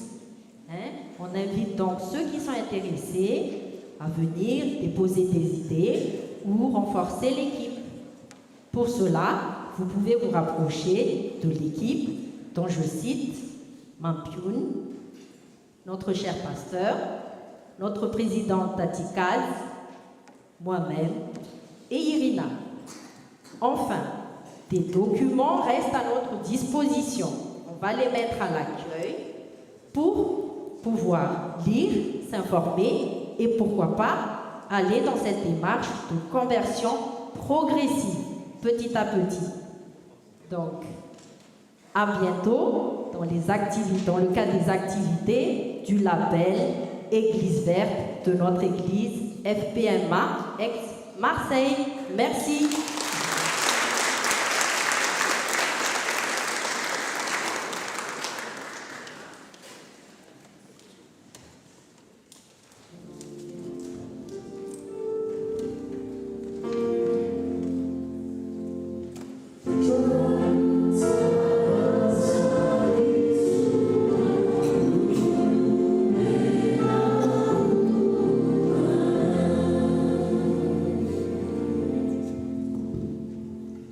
Je vous invite à la prière. Seigneur, nous voulons te dire merci pour l'obtention de ce lieu magnifique, de manière impensable, ce magnifique édifice où nous pouvons te louer librement. Seigneur, nous te rendons grâce pour tous les travaux déjà effectués. Merci d'avoir protégé toutes les personnes actives. Préserve-nous du danger. Et nous te demandons aussi de nous garder dans un esprit d'équipe. Donne-nous la sagesse pour que nous puissions nous investir davantage dans ton projet, que ce soit en main-d'œuvre, que ce soit en temps, que ce soit en dons financiers. Donne-nous aussi de nouveaux donateurs. Surtout, donne-nous les moyens pour pouvoir solder tout le reste que nous devons à la banque et au diocèse. Seigneur, que ta maison soit un lieu de paix, de fraternité et d'espérance. Et nous remettons entre tes mains la suite de la vie de l'Église. Surtout, agis dans nos cœurs respectifs pour que nous puissions te servir et nous aimer les uns les autres dans le confort de ton amour. Et c'est au nom de Jésus que nous faisons cette prière. Amen.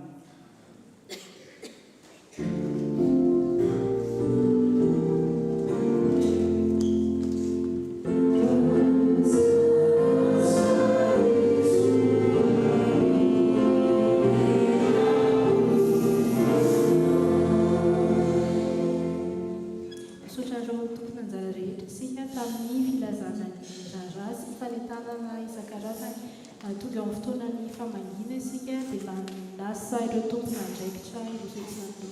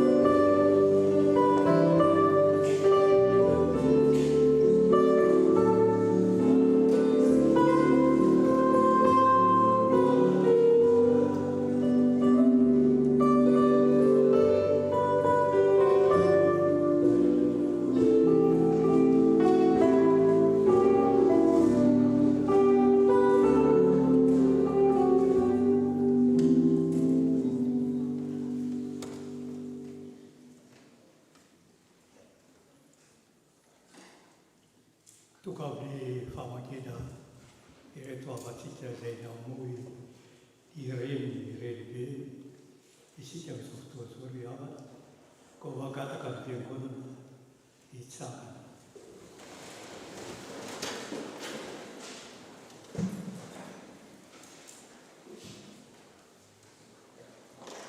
Ataontsika le feokirana le hira teo ao latra tsara tokoa dia telo voalohany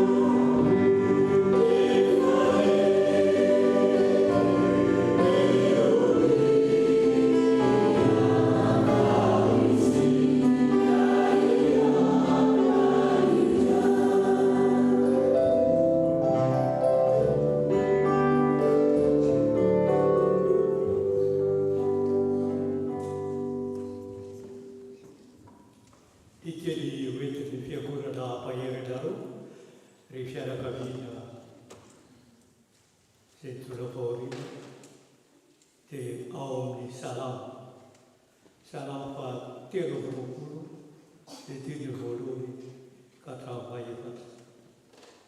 Salama fa 3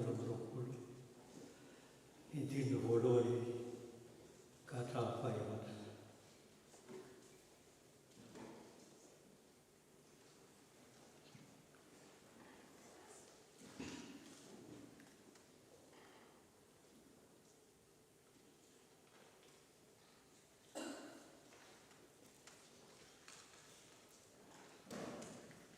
Oakisika amin'ny anaran'ny Tompo.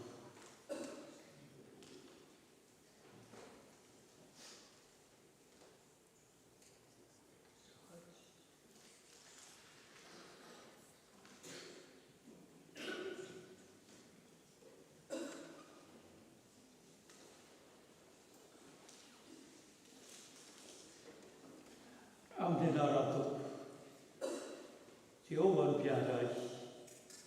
Tiana tavabory aho, mampandeha aho amin'ny maitso izy.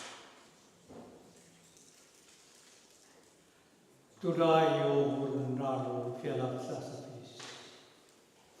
Mavelobelona fanaiky izy. Mitarika izy amin'ny lalany fahamarinana noho ny anarana izy. Ely, da dia mamaky ny loasa arky ny fahafatesana azy rano, dia tsy atahotra ny lozao fa ianao no aotsy. Ny tsorakazonao sy ny tenao ireo no mahafatahotra azy. Amen. Izany teny izany ry fianakaviana malalaka no entin'ny fiangonana hampahery anareo amin'izao fahoriana mitona amin'ny fianakaviana izao. Teny nahalasana amin'ny reny malaza, reny be. Izao dia mbola hoentsika hambavaka izany fotoana izany. Makataka ireo olona iray hanao izany.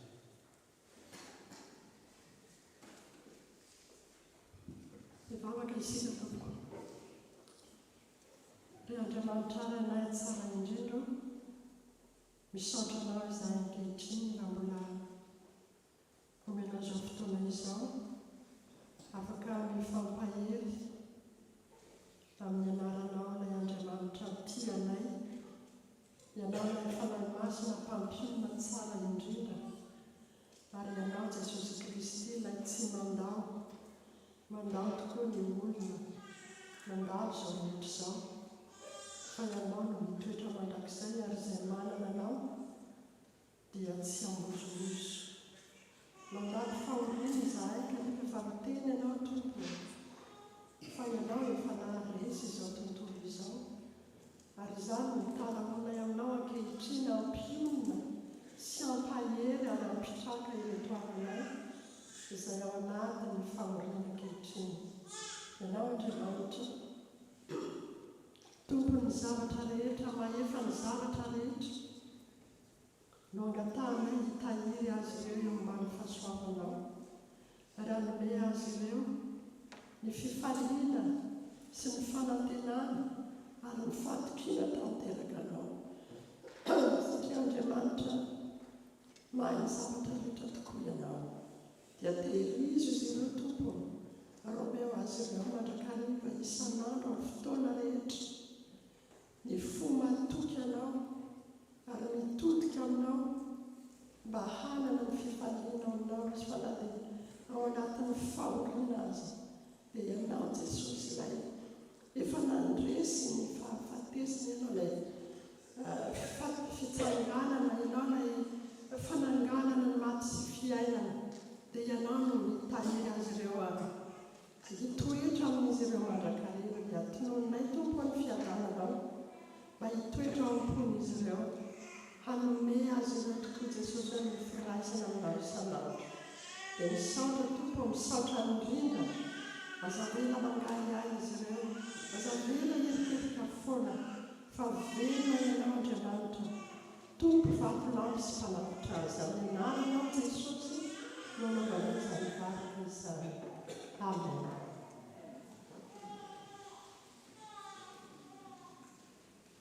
Eto izy mianakavy mijoro manolonanareo ny fiangonana iray manontolo. Sanatria izany tsy tonga mety feno fa tonga kosa natanteraka ilay voalaza ao amin'ny misoratra masina hoe miarahaba ory amin'izay ory. Ka tonga eto izay faramarina voana ihany no anareo fa ny fiangonana iray manontolo kosa dia miaraka mitondranareo izany. Fahorian'izany sy mampionona anareo amin'ny anaran'i Jesosy Kristy izay ilay mpampionona antsika, izay iloantsika.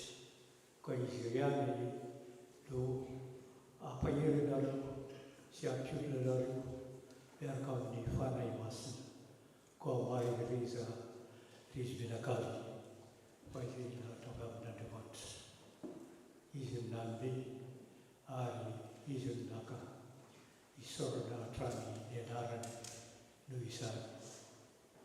Ary amin'izao fotoana izao araka ny fomba malagasy ary mbola tazon'ny fiangonana dia manolotra ny foatrano-maso avy amin'ny fiangonana ny tenanay sy ireo namana izay anatanteraka izany.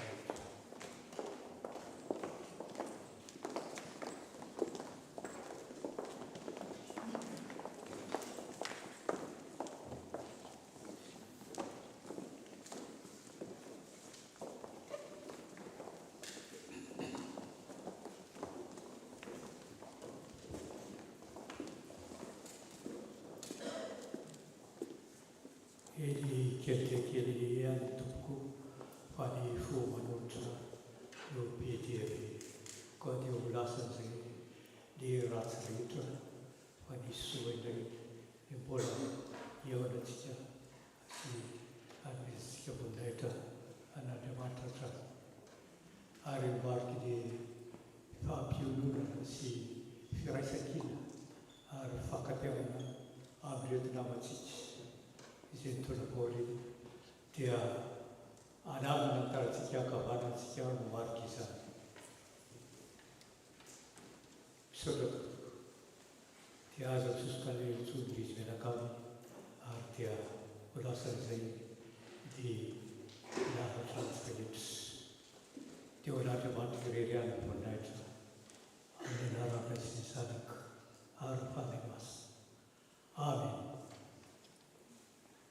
Ao mampetaka fiangonana ary mamatokera ny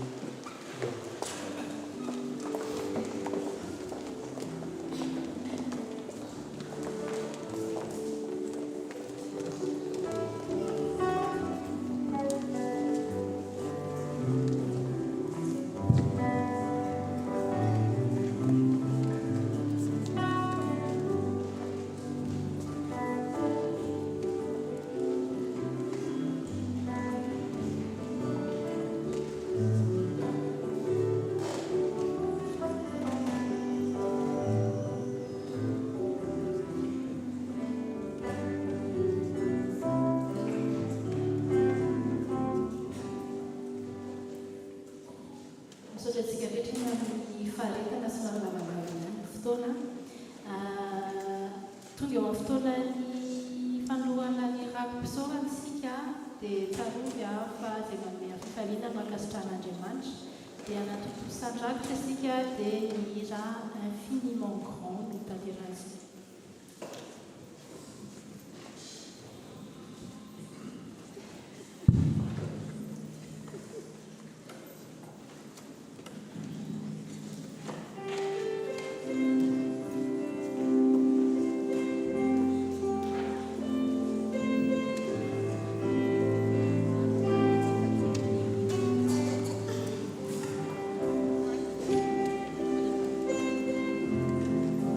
Thank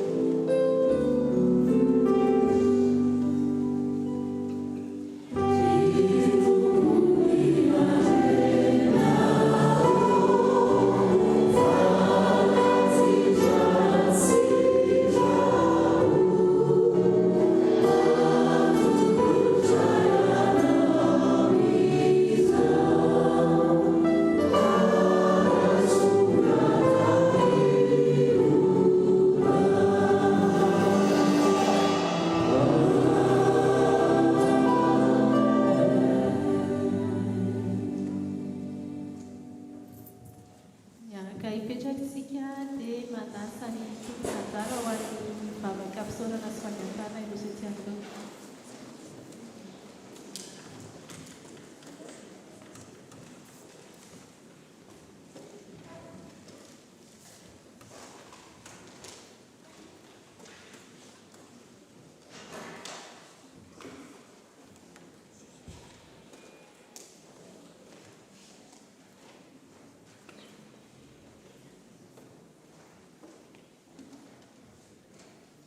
Je vous invite à la prière. Seigneur, merci pour ce temps de culte que tu nous as donné. Merci de nous avoir accompagnés aujourd'hui jusqu'à ta maison pour que nous puissions te louer et te prier. Merci parce qu'aujourd'hui, nous avons pris conscience de ta création et nous rendons compte que nous avons un rôle à jouer.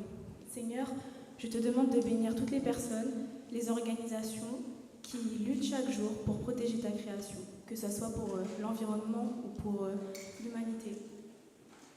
Je prie, Seigneur, pour les personnes qui traversent des temps difficiles, que ce soit le deuil, la tristesse, des difficultés financières, relationnelles ou autres. Toi seul sais ce qu'ils traversent et, Seigneur, apporte-leur de l'espérance et de la paix dans leur cœur.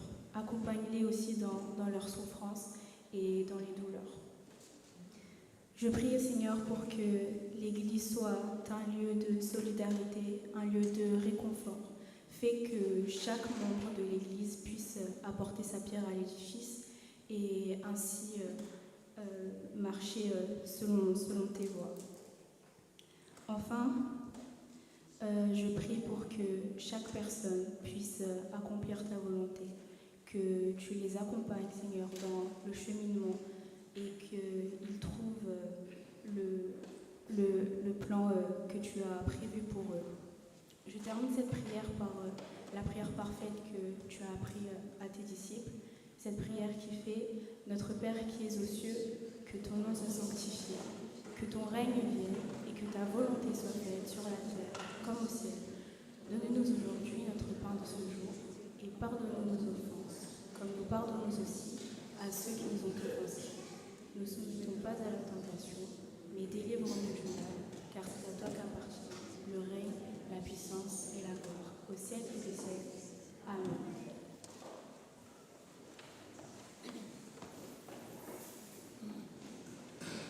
Tonga eo famaranana ny fanompo-pivavahana androany isika dia manasa antsika hitsangana anatanteraka iraray isika dia rehefa avy eo mandray afatra sy misotra. Thank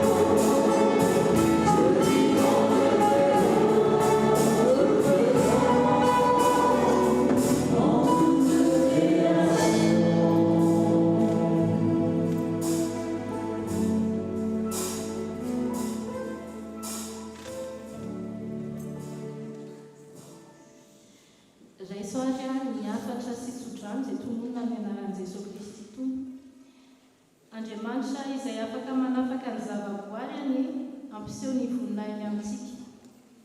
Andriamanitra izay mahalala ny fisetontsika sy ny ranomasontsika ny hanangana aina sy fanantenana vaovao amin'izao fotoana izao sy ho mandrakizay. Andriamanitra izay manampy antsika amin'ny fahalemetsika ny hanome antsika ny santatry ny fanantenana satria ny tompo ny fanantenantsika.